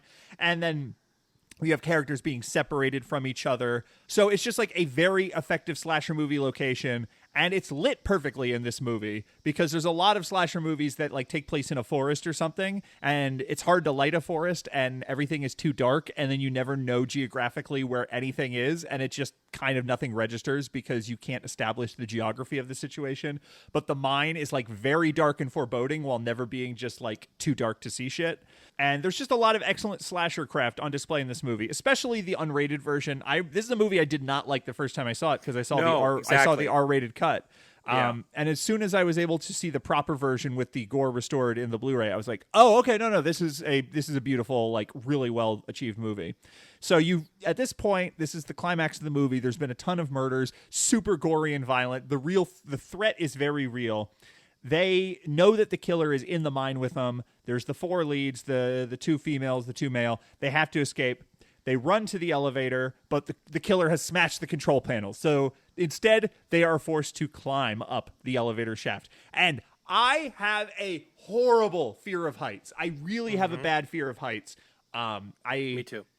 Ladders are just like incredibly scary objects to me. Even a small ladder, like the idea of climbing a 10-foot ladder really freaks me out. It just feels like it's way too easy to fall off and die. And I think statistically, hey, so many injuries happen on ladders. It's a reasonable fear. I had a thing where we had a 1-story house growing up, and if something needed to be done on the roof, I was so afraid of ladders that I had actually figured out a way to climb a tree and go over onto the roof, which is way more dangerous. But I just hated ladders so much that I was willing to put myself in that danger to avoid. I was more willing to die falling out of a tree than I was hurt my back falling off a ladder. So, like, they are being chased by a killer. The threat is very real. The gore is horrific. They're going to die. They're going to die in a really nasty way. In this dark, damp mine. And they have to climb this, 100-foot. You don't even see the top of the ladder. For all you know, they are 300 feet below the earth. It is like an endless ladder for all you're concerned. And it's dripping with water for some reason, which means that it's slippery. So it's this 100-foot rusty ladder dripping with water. And it's a movie that has a really good costume for the killer. The pickaxe is a really good weapon. Again, the scare sequences, the kills are very well staged. But the scariest thing in the movie is that fucking ladder. And there's the one friend who's already kind of in panic mode because she witnessed her boyfriend get murdered in front of her. She's freaking out, and she has 2 people under her on the ladder as they're all climbing up. So she has to keep pace. She can't go back down. And she's freaking out, and she's crying, and she's stopping, and the others are trying to get her to keep going, and they're calling out to the guy in the front being like, hey, slow down. She keeps stopping. And so there's even an element of social anxiety where she knows she's potentially could be the reason that her friends die as well. And it's just every once in a while when you're watching a slasher movie or a horror movie in general, there'll be a situation and you can point to the screen and go, yep, that's me. Yeah, exactly. I'm not the hero. Yeah. A lot of there's a lot been made of oh, they're so stupid. Why'd they go into the haunted house that's clearly haunted? Why didn't they leave? Why did they go up the stairs instead of going out the front door? But sometimes I love a horror movie where a character does poorly because I know I would do poorly in that exact same situation. And this is one of those where I am totally locked in, totally 100%. Wow, cinema is an empathy machine because it's I'm on that ladder and I'm sobbing and my friends are trying to reason with me, but also there's a panic to their voice and they're kind of pissed. So it's just already a really scary scenario, and then there's this sort of awkward social situation to it, and then just when they're near the top, that's when the corpse of a character that was killed earlier in the movie falls down the shaft with a noose around his neck, and his neck is all cut up, so the impact of him landing on the noose pops his head off, and all the characters get splattered with blood, and his decapitated body, we get a shot of it falling down, so you see they are 80 feet up. It takes 5 seconds for it to hit the ground and with a sickening thud. And now you know that our dear woman, who is the most scared of all, she gets the biggest blast of blood. Her face is totally fucking covered with it. So then they all have to hurry back down. And this time they know the killer is above them because before they just knew there was a killer in the mine somewhere. And now they're like, oh my God, he's above us. And so the pressure is even stronger. And then at the end of the scene, you get a good little payoff shot of the severed head dripping with nerves and veins, just dangling on the rope above them. Great. It's just a really good scare. It's just one of those things where it's bad situation. Let's turn the screw, make it worse, and then let's turn the screw, make it worse, and then let's turn the screw, make it worse. All of the best really good traditional suspense sequences in horror movies like these are good at out of the frying pan into the fire sort of stuff, and this is one of those. I don't want to go any further! Please, can we stop going in the way? There's no other way! Now move it, damn it! We'll move on to my number 54. is yet another movie I already covered on this podcast. Not too long ago, Betsy and I did a horror movie for kids. No, sorry, this wasn't even part of that. Before that, Tyler and I did a Legacy sequel episode, and I really wanted to cover this. A Return to Oz from 1985, directed by Walter Murch. I'm actually really surprised this wasn't on the Shudder list, because this is one of those movies that suddenly a bunch of young people saw. When I say young people, I mean like people in their teens and 20s just suddenly saw this movie that all of us late stage Gen Xers and millennials saw as actual children, and then just disappeared because of Disney kind of burying it, and also it having other distribution issues. So it's this sort of like pseudo lost movie that made no money when it was released and was way too scary. And so they ended up having to put a special warning on the, even though it got a PG rating, they had an extra warning on the posters. And like it's actually, I put this next to Princess Mononoke, because Princess Mononoke, when it was released in U.S. theaters, a bunch of stupid idiots took their children to see it because they heard that it was this award-winning Japanese animated film, and then it was rated PG-13, but then they all complained it was too violent for their kids. So this was a case of movie that was being designed to be a children's movie, and just every choice made is the scariest fucking thing you've ever thought of, and why would you do this? And it really is like in the era of creepypasta. Like, it feels like 1985 creepypasta by accident, trying to make a children's movie, sticking maybe a little too close to the source material, which is pretty shocking in a lot of ways. Everyone I know who saw this movie as a child has the same story about how this is the scariest thing that traumatized them as a child. And the thing is that I can't speak for those other people, but as someone who was a very fearful child and could not deal with horror, this scared the shit out of me, but I really liked it and wanted to watch it again. So there's some real value in it, that it is a horror movie for children that treats them with enough respect to scare them, but is still somehow speaking to them. But anyway, there's a million choices here of scary things I could do. But the obvious choice, this is a case of me not avoiding the obvious. The obvious choice is that the really fucked up scene where Dorothy Gale, played by a young Fairuza Balk, which is another reason this now has a cult following, because Fairuza Balk became a cult actress. She has to steal the powder of life from Princess Mombi. And Mombi is this sort of vain witch who's also sort of a governess, because it's a post-apocalyptic movie in a way, that Dorothy has come back to Oz after this sort of takeover from the Goblin King.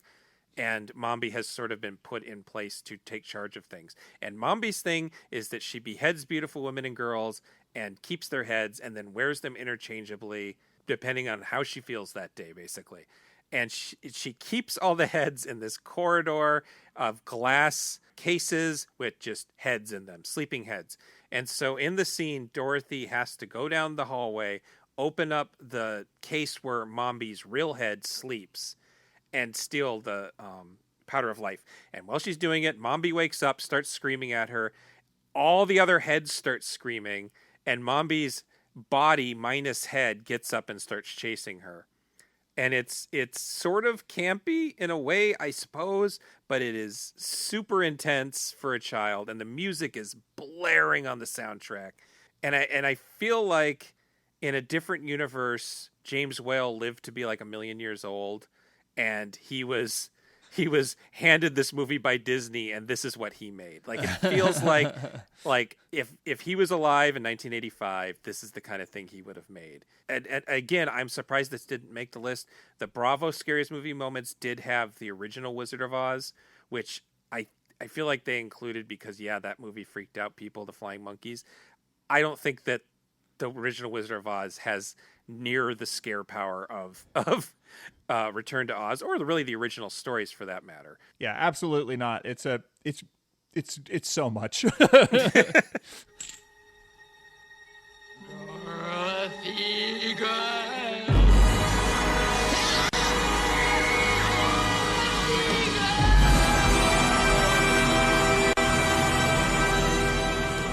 Number 53 is Winter Beast from 1992. Now, on the last episode, I talked about Shakma, which is often considered one of the like notorious bad movies, but nonetheless, I found it scary. Hey, guess what? Winter Beast is one of those so bad it's good rediscoveries that happened recently, and it's directed by Christopher Thies, and it is, in fact, an extremely low-budget monster movie.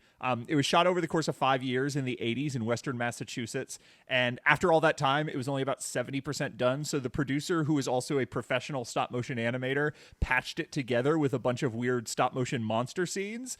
So it's notorious for just having, like, a shit ton of weird monsters that pop up in one scene and never again, and it's very silly, and it's very amateurish. It's very clearly, like, friends goofing off, having a good time, and by the time you get to the third act, that's when they sort of ran out of money and the plot becomes impossible to follow. And so when I say it's like, oh yeah, Winter Beast is great, it's great because it has that like rough homemade charm. It's not great because it's super scary or anything.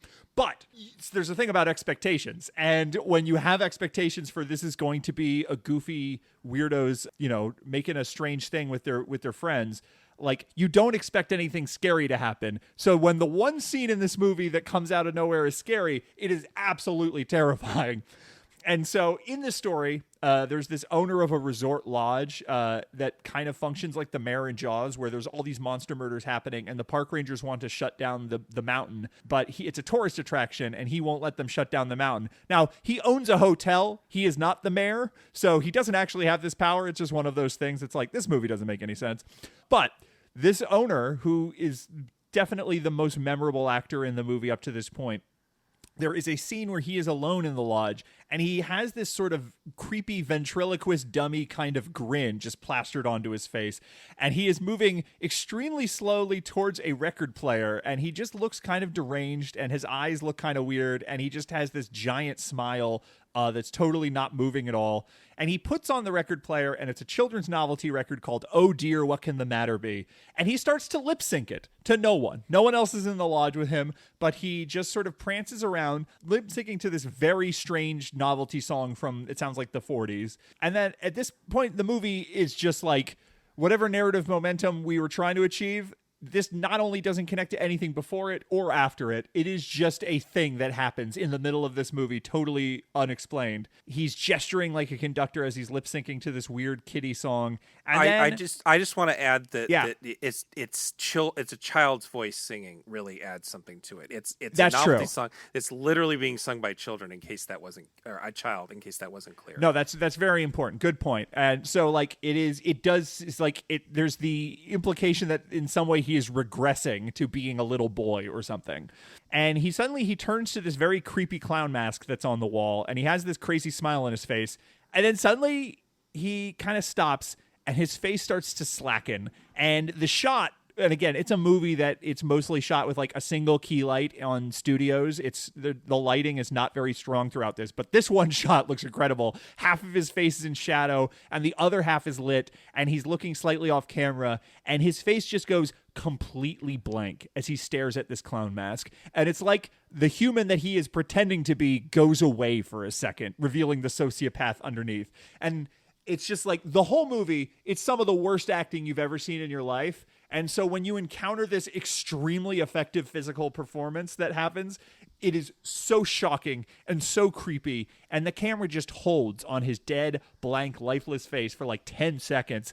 And there's something that happens in a lot of Stephen King novels. The way he conceives of evil, often when he writes about evil characters, he'll describe like a certain inhuman blankness coming over a person's face. Like in the movie Misery, Annie Wilkes, or in the book Misery, Annie Wilkes will be described as just sort of like logging off for a couple seconds and not processing anything that's happening around her, and then suddenly snapping back into her little folksy personality. And that's absolutely what happens here. And then very slowly the smile comes back, and he puts on the clown mask, and he walks over, and then later some heroes, the heroes of the movie show up, and they witness him, and now he's doing the same song and dance, but it's in a room full of decomposing corpses, and he's like smoothing their hair, so it's kind of like if Ed Gein did a drag show. It's so fucking weird, but it's especially scary because it came after 50 minutes of just like silly, goofy monster movie with funny little stop motion clay guys, and then what the fuck? And then afterwards, it's like it never happened, and then it becomes a silly little goofy movie with stop motion action, like stop motion clay monsters. It's so surprising and shocking. It was like the thing. The first time I saw this movie, I was not prepared for it, and I couldn't really put my finger on what it was, but this is the scene I walked out of going like, I think there's something here. I think Winter Beast is more than just a so bad it's good, which is a phrase I don't like using, but like there's something else to it that kind of works, and it's just a very scary scene in a movie that's generally not. I haven't seen this. You sent me the clip, and it just made me want to crawl out of my skin. I just wanted to leave the room. I wanted to crawl behind the couch. I wanted to bury my head in a pillow. It's just like it's so upsetting and uncanny and fucked up, and just and to hear that it doesn't even have context in the movie makes it even worse. It really does.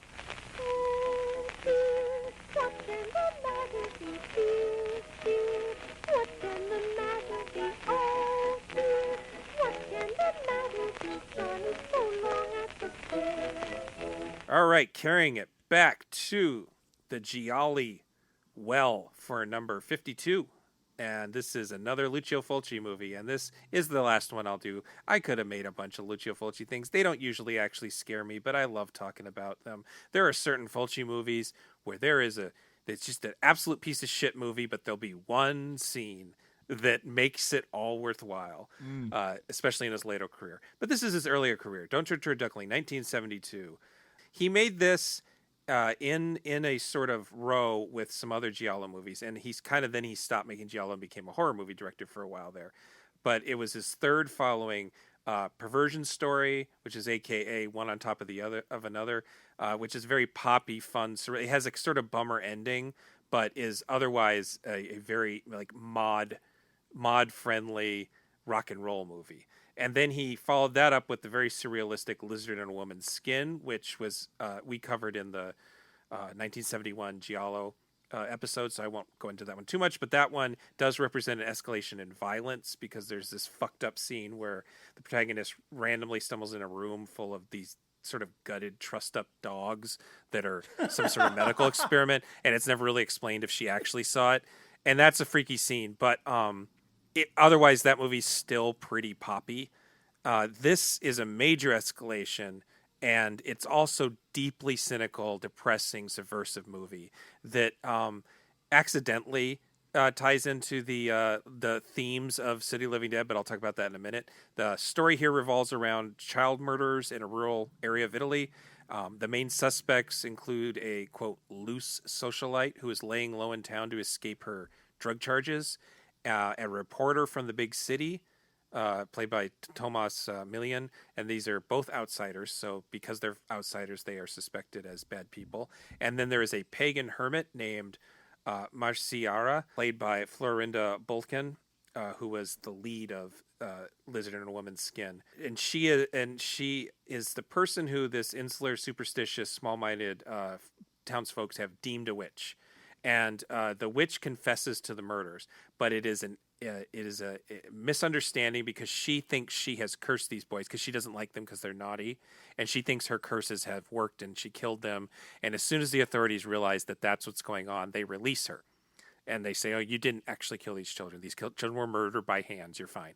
In the scene that I've chosen, the townspeople, unconvinced of her innocence and blinded by their righteous fury, follow her to a local graveyard where they brutally beat her to death with chains and 2x4s.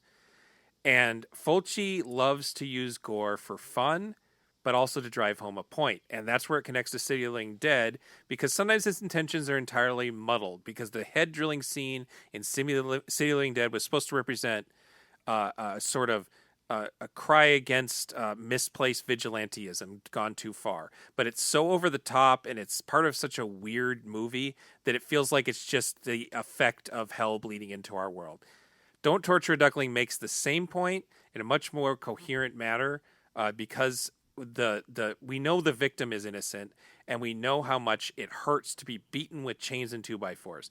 We've never vomited up our own intestinal tracts, and most of us haven't had our head drilled all the way through. But a lot of us have been hit by something similar to a chain, and we can appreciate the pain of that.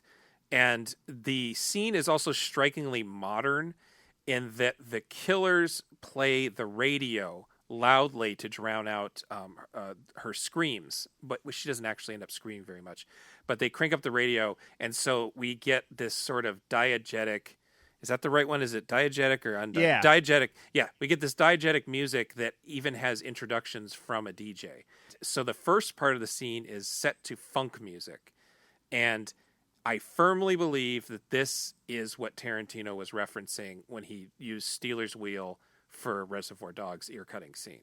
I absolutely think Fulci, as someone who seeked out all these Tarantino, as someone who seeked out these Fulci movies, had to have had this somewhere in his mind, because the idea of playing upbeat music to brutality is so similar, and the fact that it's on the radio and there's even DJ introductions. The rest of the scene is more Sergio Leone-esque because it starts playing melancholic kind of aria, but this first part has always struck me as really modern, and it's a breathtaking, really brutal scene. Fulci fans will talk about their favorite gore scenes, and this one almost unequivocally comes up as the one that they don't actually enjoy because it feels too real and upsetting. And he even did the chain beating again in The Beyond, which is maybe I would say a superior movie. It does not carry the same weight in The Beyond as it does here. Yeah, it's so brutal and upsetting, and it is this very specific balance between the violence being heightened and the way it is shot and edited being this sort of larger-than-life murder, but also being like very visceral and very personal and very real and minor. So it isn't like you said, the giant drill in the head in City of the Living Dead or something like that. It's very unpleasant, and that's something I really appreciate about Fulci, is that he knew how to weaponize unpleasant violence in different ways. And yes, it's not all just like rubbing your face in the awfulness of humanity. Sometimes violence in his movies are upsetting, and they sort of have a completely different meaning to it. But like there is an intention behind the violence. It's not just, let's think of 5 great ways to kill people. A lot of bad things that make me mad. Your loving keeps me so ready. No one ever had. Number 51 is Godzilla from 1954, directed by Ishiro Honda. Now, Godzilla is a movie that completely informs my understanding of what genre even is. Obviously, there's a lot of people who are much smarter than me who have written extensively on the subject, but I can't read academic books on genre, so I don't know. So my own theory is built on Beast from 20,000 Fathoms and Godzilla, because they're more or less the same movie. The Beast from 20,000 Fathoms is the 1953 Hollywood monster movie that inspired Godzilla, and it has special effects by Ray Harryhausen, who loves his monsters. Harryhausen monsters are very detailed and loving, and he makes them characters, and he wants the audience to love them too.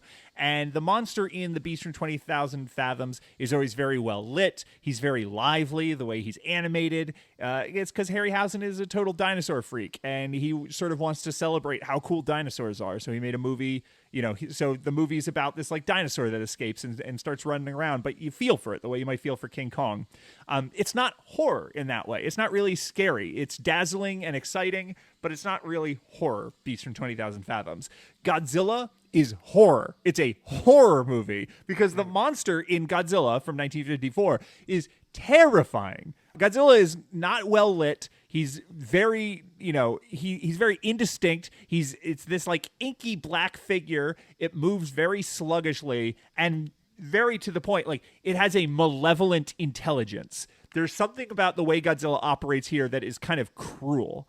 It's shot in this really high contrast black and white. So most of the shots with Godzilla, you only really see him through highlights on his skin, and he's obscured in some way. Either he's in a shadow or there's buildings in the foreground. And he sort of operates as this like elemental darkness. Like he is this sort of force of fate punishing Japan. And that's the way it feels. It feels punishing. It doesn't feel like a monster somewhere it shouldn't be and sort of destroying everything, trying to get out of that situation. It feels like he is inflicting a punishment. And like, obviously Godzilla is about the psychic trauma over World War II. It's about the atomic bomb. You know, it calls to mind Hiroshima and Nagasaki, but like, it is also a movie about like the guilt and shame of Japan following the deeds of imperialist Japan. And it's also about like the question of no one deserves to have the atomic bomb dropped on them, but like, do we deserve, like, what do we deserve? What have we wrought? Is this what mankind has done? And does mankind deserve to go on? Is like, that's the kind of existential question being provoked when Godzilla is stomping through the city of Tokyo, and like the breath he breathes is so unnatural. Again, like, it's not like an animal. The smoke coming out of his mouth doesn't resemble any animal in nature. It is simply a representation of nuclear fallout. And the music is not really exciting for a lot of it. It's a lot more mournful. There's all these funereal horns, and it's just, everything is covered in flames. It's totally hellish. It's not even a war movie, but it's like one of the most hellish depictions of war you've ever seen.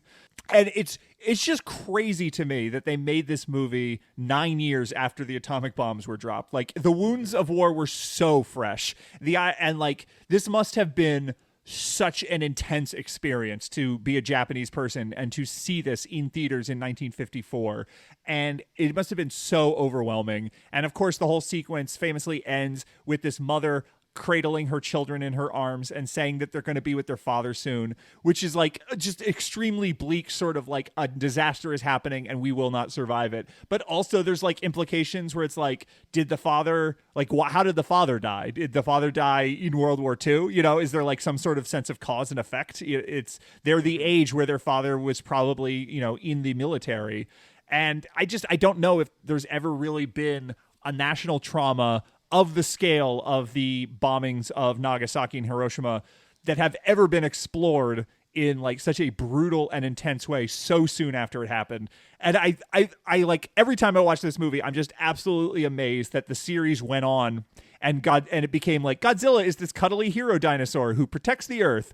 But also it's like, maybe you kind of have to. Maybe it's just so horrifying and bleak that you have to redeem it in some way. You have to find a way to manufacture a happy ending, because the ending of Godzilla is not like, they defeat Godzilla. It's not a happy ending at all. It is in fact the introduction of a new world destroying weapon. Just like really, really bad vibes throughout that original Godzilla movie. Really intense and very scary in a way that most kaiju movies are not. And that's why it is the 51st actual scariest movie moment.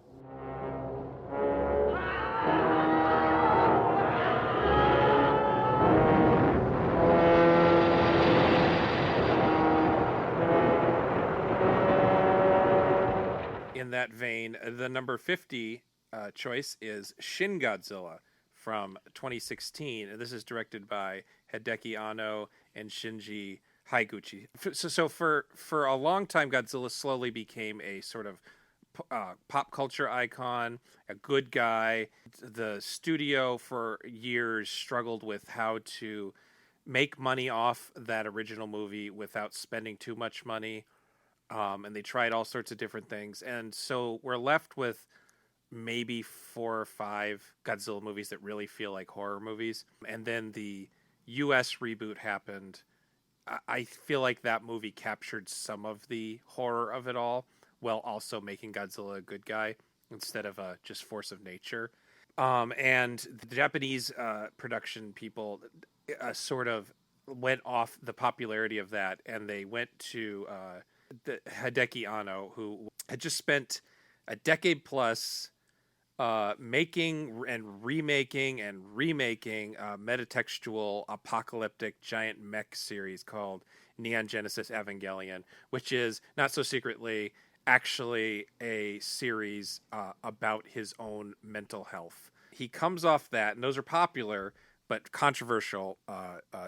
The reboots and stuff are very controversial at the time, and they go to him, and it is ultimately it became a big, huge hit in Japan because it's sort of a life-affirming and a government-affirming picture following the Fukushima nuclear fallout, which was a disaster much smaller scale than nuclear bombs dropping on your country, but was still a really big deal. And it's funny watching it as an American because it does not feel life affirming. It feels like doom. It feels like what Patrick just said about the other movie where they win at the end, but at what cost kind of situation.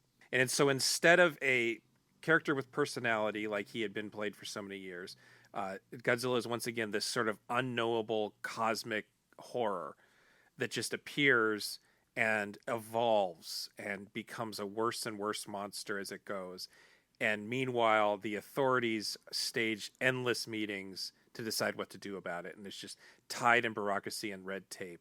And then in the scene in question, just when things seem their most hopeless and Godzilla has reached like his final form, things get so much worse because he just vomits an ocean of nuclear breath onto the streets and he just shreds everything. And it's just such... I like disaster movies in part because they make me feel all that sick dread at the scale of destruction. I don't think there's a single scene I can think of in any other movie that matches this one as far as the absolute despair that happens when you realize the monster has this much power at its disposal and that all it wants to do is destroy you. There's nothing you can do about it. And so that's why I picked it, because it just genuinely fucking scared me. The first time I saw the movie, it was thrilling, but it was also just like, oh, fuck. It's just an oh, fuck moment. It's kind of similar to the Mononoke moment. It's just a point of no return. How can they possibly deal with this? The funny thing about that is when you pick this movie, I thought to myself, isn't that the like really uplifting, exciting, optimistic Godzilla movie? Because in my head, I watched it during COVID for the first time. And watching a movie about a government of motivated experts who are all working together to solve a catastrophizing problem that gets worse and worse and like are all making the best possible effort to save all of the people that they ostensibly work for as public servants is like a fucking fantasy if you are in America in 2020 and going through the COVID pandemic. And that's exactly why it was such a hit in Japan at the time. And it's just something I didn't see the first time I watched it. Right. It just was not in my mind back in 2016. And then when I watched the scene, it's like you're everything you said is absolutely right. It's like it's very bleak and very dark and like even photographically, it's just in a way that other Godzilla movies really had not been for decades and decades at that point.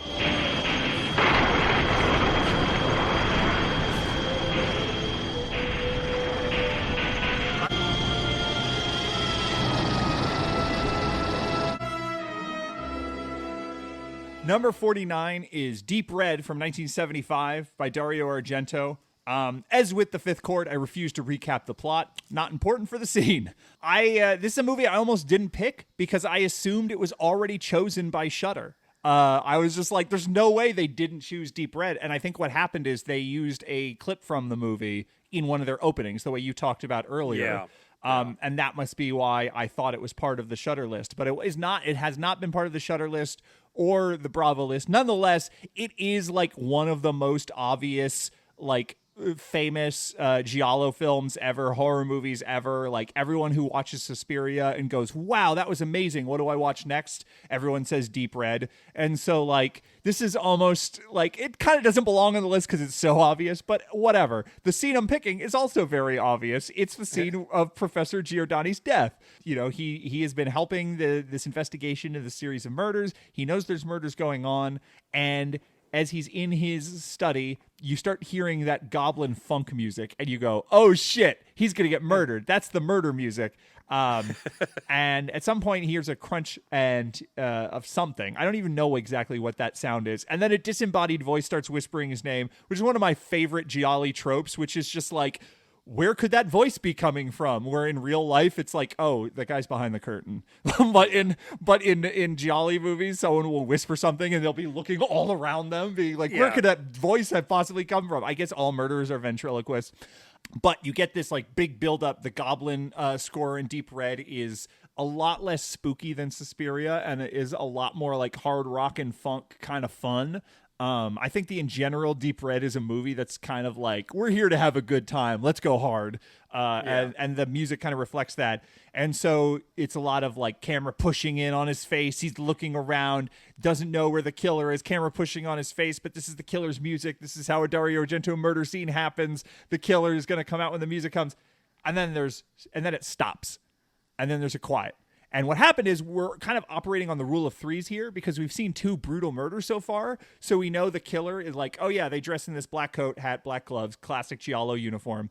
So we're like, okay, where is he going to pop out? But the thing we're going to think is going to pop out is this murderer dressed as this classic Giallo killer. What we don't expect is for the door in the back of the shot to fly open and a tiny little prancing laughing man in a tuxedo kind of glides towards the camera. And because it's this long shot, you don't even know what it is when it enters. And like, even when you kind of get the shape of it, the movements are so fucking weird that you still don't know. And then as it gets closer, you're like, okay, it's a doll, but it has like this really creepy face and it's like smiling, but like, is it alive? Is this a killer doll movie? Is that the twist? Is it being like public? What the fuck is going on?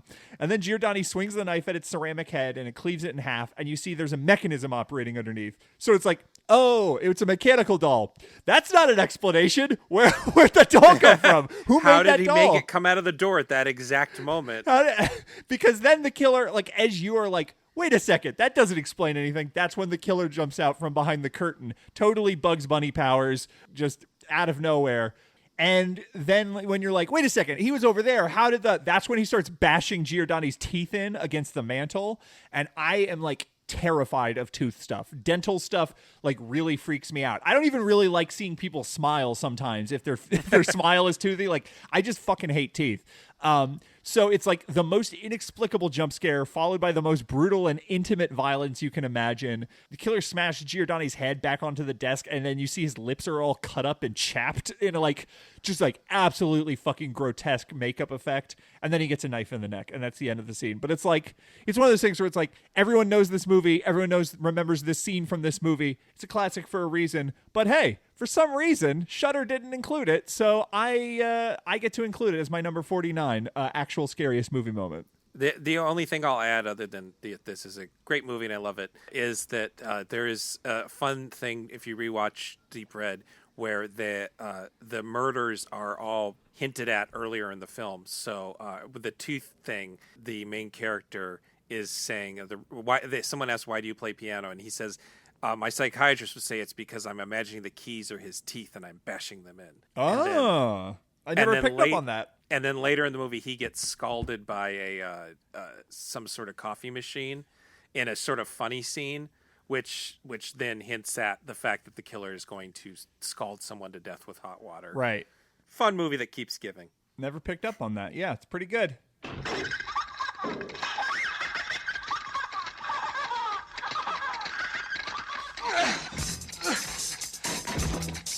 Number 48 is Straw Dogs from 1971, directed by Sam Peckinpah.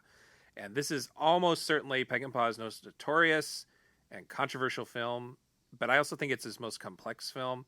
I don't like the idea of defending simulated rape on film, nor do I want to defend Peckinpah's reputation as a filmmaker, because all the behind-the-scenes stories point him out to be an alcoholic prick, and he was what he was. But I do think that this particular movie is misunderstood because it's textually not a rape revenge movie, as it is often characterized. The rape scene exists for the sake of one character, not another character.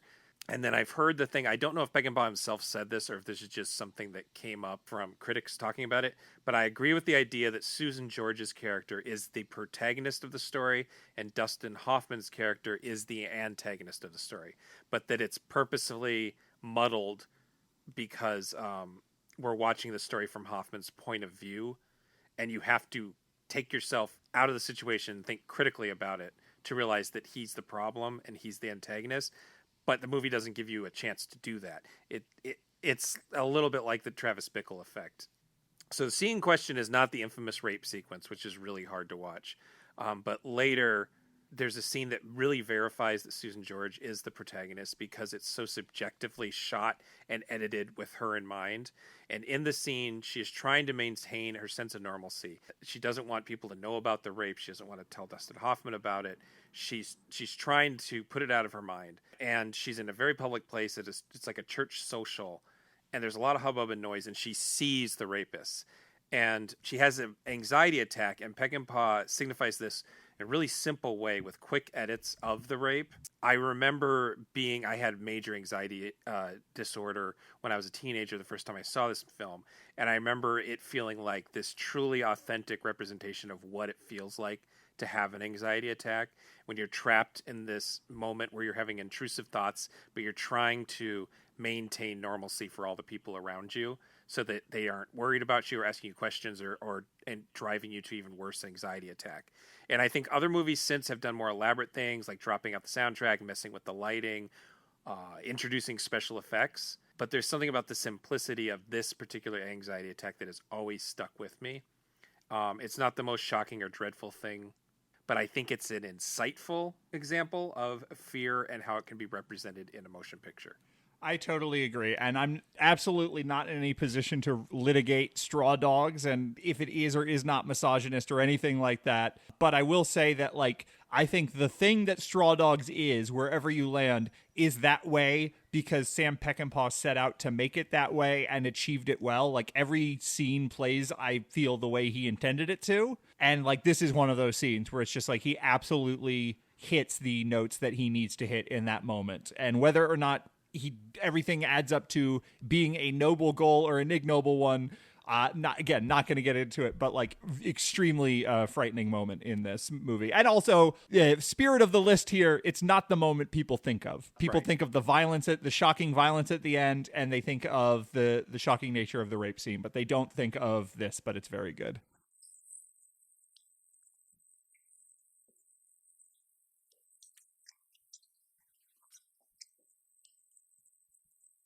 Number 47, unfortunately, we have to dive back into really scuzzy material featuring directors who may be horrible people. 1947 is Frenzy from 1972, directed by Alfred Hitchcock. It's his second to last film, and I think it's easily one of his best. It's a really weird and interesting combination of Psycho and the way that movie has all this psychosexual violence and the way it fucks with audience identification. It merges that with like one of his Wrong Man on the Run thrillers, where someone is accused of a crime that they didn't commit and they have to go on the run. And part of the way it challenges audience identification is in the way we view the protagonist and the antagonist, because the hero of the film is Richard, and he's very angry, and he's violent, and he's desperate, and he's an alcoholic, and he just seems like really unpleasant. And he's just, the whole beginning of this movie, he's just shouting at people. And even towards the end of the movie, he's just being a prick to everyone around him. And the murderer of the villain is actually, because it's a story about a series of sex crimes that are being committed, and they're being committed by his old war buddy, Bob, who is charming, and he's handsome, and he's very successful. He runs a grocery store, and there's even a scene where he's like hanging out with his mom, and so he's like, oh, he's a loving son, too. It just so happens that he likes to sexually assault women and then strangle them with neckties. One of the really provocative things that Hitchcock does in this movie is that he's very liberally indulging in the new freedoms of the 1970s, but still, like, parts of this feel very old-fashioned. So there are certain shots that feel like they're staged the way he would have done it in the 50s, and there are certain shots that it's like, oh my God, this is, even for 1972, this is pretty shocking. And so it's like, there's nudity in this movie. There's a really, really nasty, very long, graphic rape scene where Bob murders Richard's ex-wife. And naturally, he's the ex-husband, so he's the number one suspect, and he has to go on the run. And so Richard is hiding out with his girlfriend Barbara in this hotel where he runs into another old war buddy who offers both of them a job. So there's the scene of the movie I want to talk about that like really creeped me out the first time I saw that, and even subsequent times I saw this, is after the scene in the hotel where they both get their offered jobs. Barbara heads back to her apartment to collect her things. Now, she lives in the pub where she used to work with Richard, and her boss, who just fired Richard at the start of the movie, starts harassing her, and he's telling her that the police know that Richard's the murderer. Everyone knows that she's been with him. They're going to get him. What are you doing here? Everyone knows that you're shacking up with a murderer. And she gets so upset that she leaves without collecting her things. And she steps out into the street and she's trying to figure out her next move, and the camera pushes in right into her face, and all of the street noise totally fades away. And there's just like a couple seconds of her face as she's searching, like trying to figure out what her next move is going to be. And then you just hear Bob's voice come in going with, "Have you got a place to stay?" And it's like, no, it's like that absolute, like, just brick dropping at the pit of your stomach. That's the last person who you want to show up right now, because we saw Bob already commit like just horrible acts, and we know that he's a predator, and we know that he knows that everyone wants to blame Richard for his crimes, which is very good for him, and we know that he knows that she's trying to help Richard get away, which is very bad for him. So he has all the motivation in the world to murder her. And he comes up to her, and he's very charming, and he's asking if she's okay. He's asking how he can help. And eventually he even goes, "You know what? If you need to lay low for a while, you can stay at my place. You know, I'm going to be out of town, so go ahead, stay at my place." And he even offers to go back to the pub to pick up her things. And eventually they get to his building as they're talking, and we get this absolutely incredibly long, beautiful tracking shot where the camera follows them up the stairs to his apartment, and you see him walking behind her, and his face sort of changes from this charming man facade that he puts on for everyone into the psychopathic killer that he actually is. And he lets her into his apartment, and he says, "I don't know if you know, Babs, but you're my type of woman." And then he closes the door, and that's what he said to Richard's ex-wife before he killed her.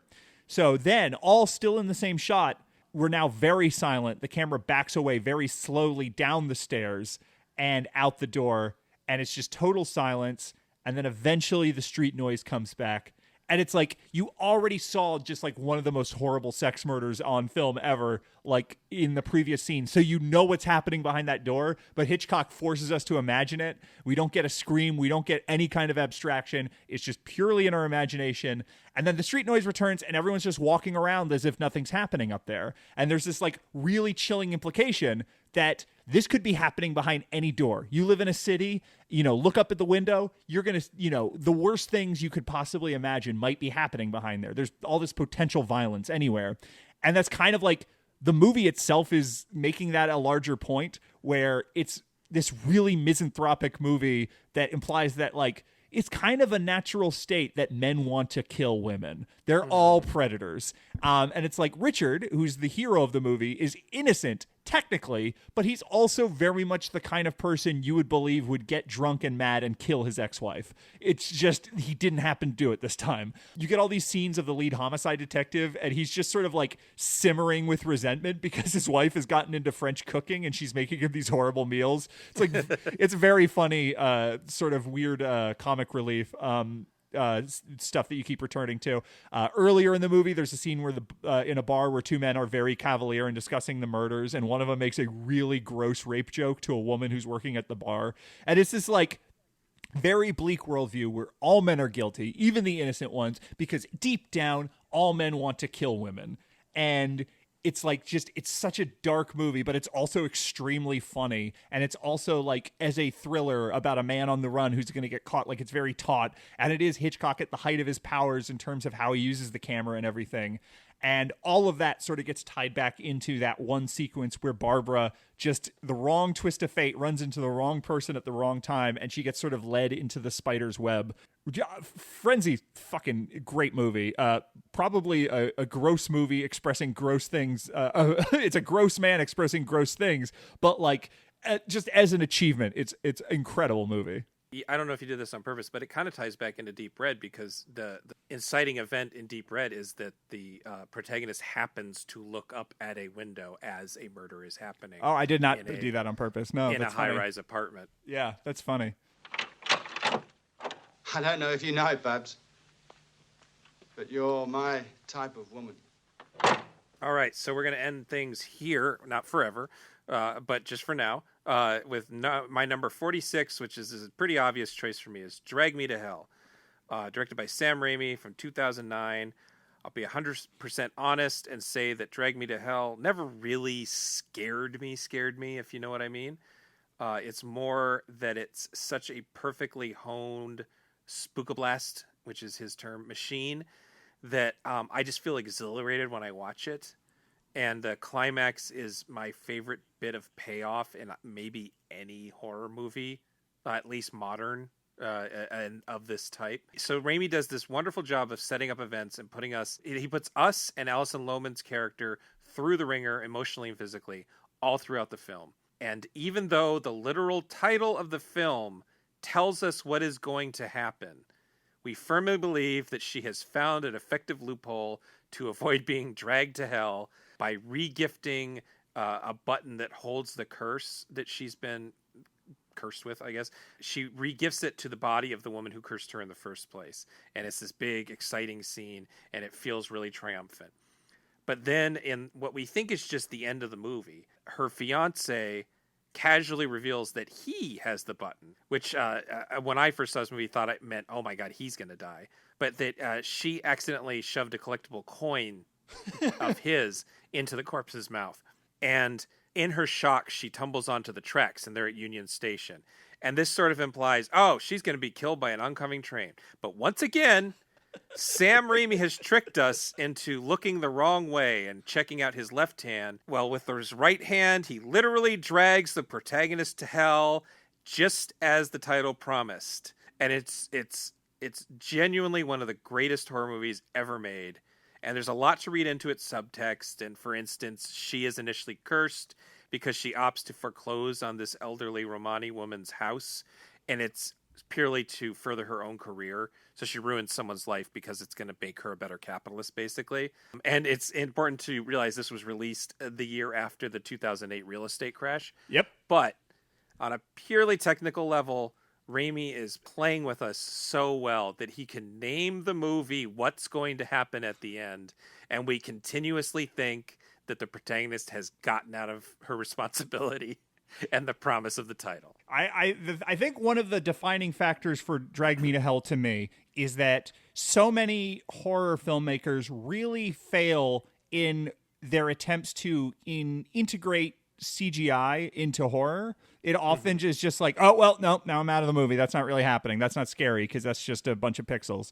And like Sam Raimi had a 3-movie training course across the Spider-Man movies and how to utilize CGI. And Drag Me to Hell is like, all right, I really had to flex my imagination to achieve some of the special effects in the Evil Dead movies, and now the training weights are off because not only do I have advanced technology that I didn't have back in the 80s, I also have, I've been very well trained on how to integrate CGI and live action, and so much of Drag Me to Hell is like his imagination finally being able to do all of these things that you could never do elsewhere. And it's like one of the few triumphs of CGI in the horror genre.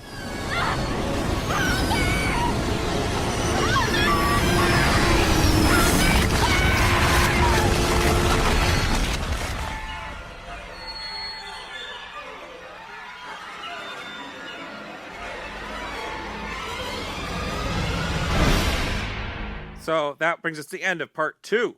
Patrick, remind people where they can find you if you want to be found. They can find me at Uptown Song Club on Instagram and Uptown Song Club on Blue Sky. And you can reach me at the Genre Grinder website, at the Genre Grinder Facebook page, at Genre Grinder on Twitter, Gabe M as in Matthew Powers on Twitter. I can be reached as Gabe Powers on Blue Sky, and I have Genre Grinder Gabe on Instagram. And I also forgot in the last episode to say that we have a Genre Grinder Patreon if you have a couple of bucks and want to help out with my hosting fees for the website. Thank you to everyone who has joined that, except for Patrick, who, he just owes me. That's right. It's penance, and no thanks needed. That's correct. He's an employee basically who pays me. Wait a second. I need a new accountant. I got this all backwards. So until next time, have a great spooky season and goodbye. Bye. Every time you kiss me, Lord, makes me feel so good. Dig the way you hold me tight. You love me like a woman, sure, and that's why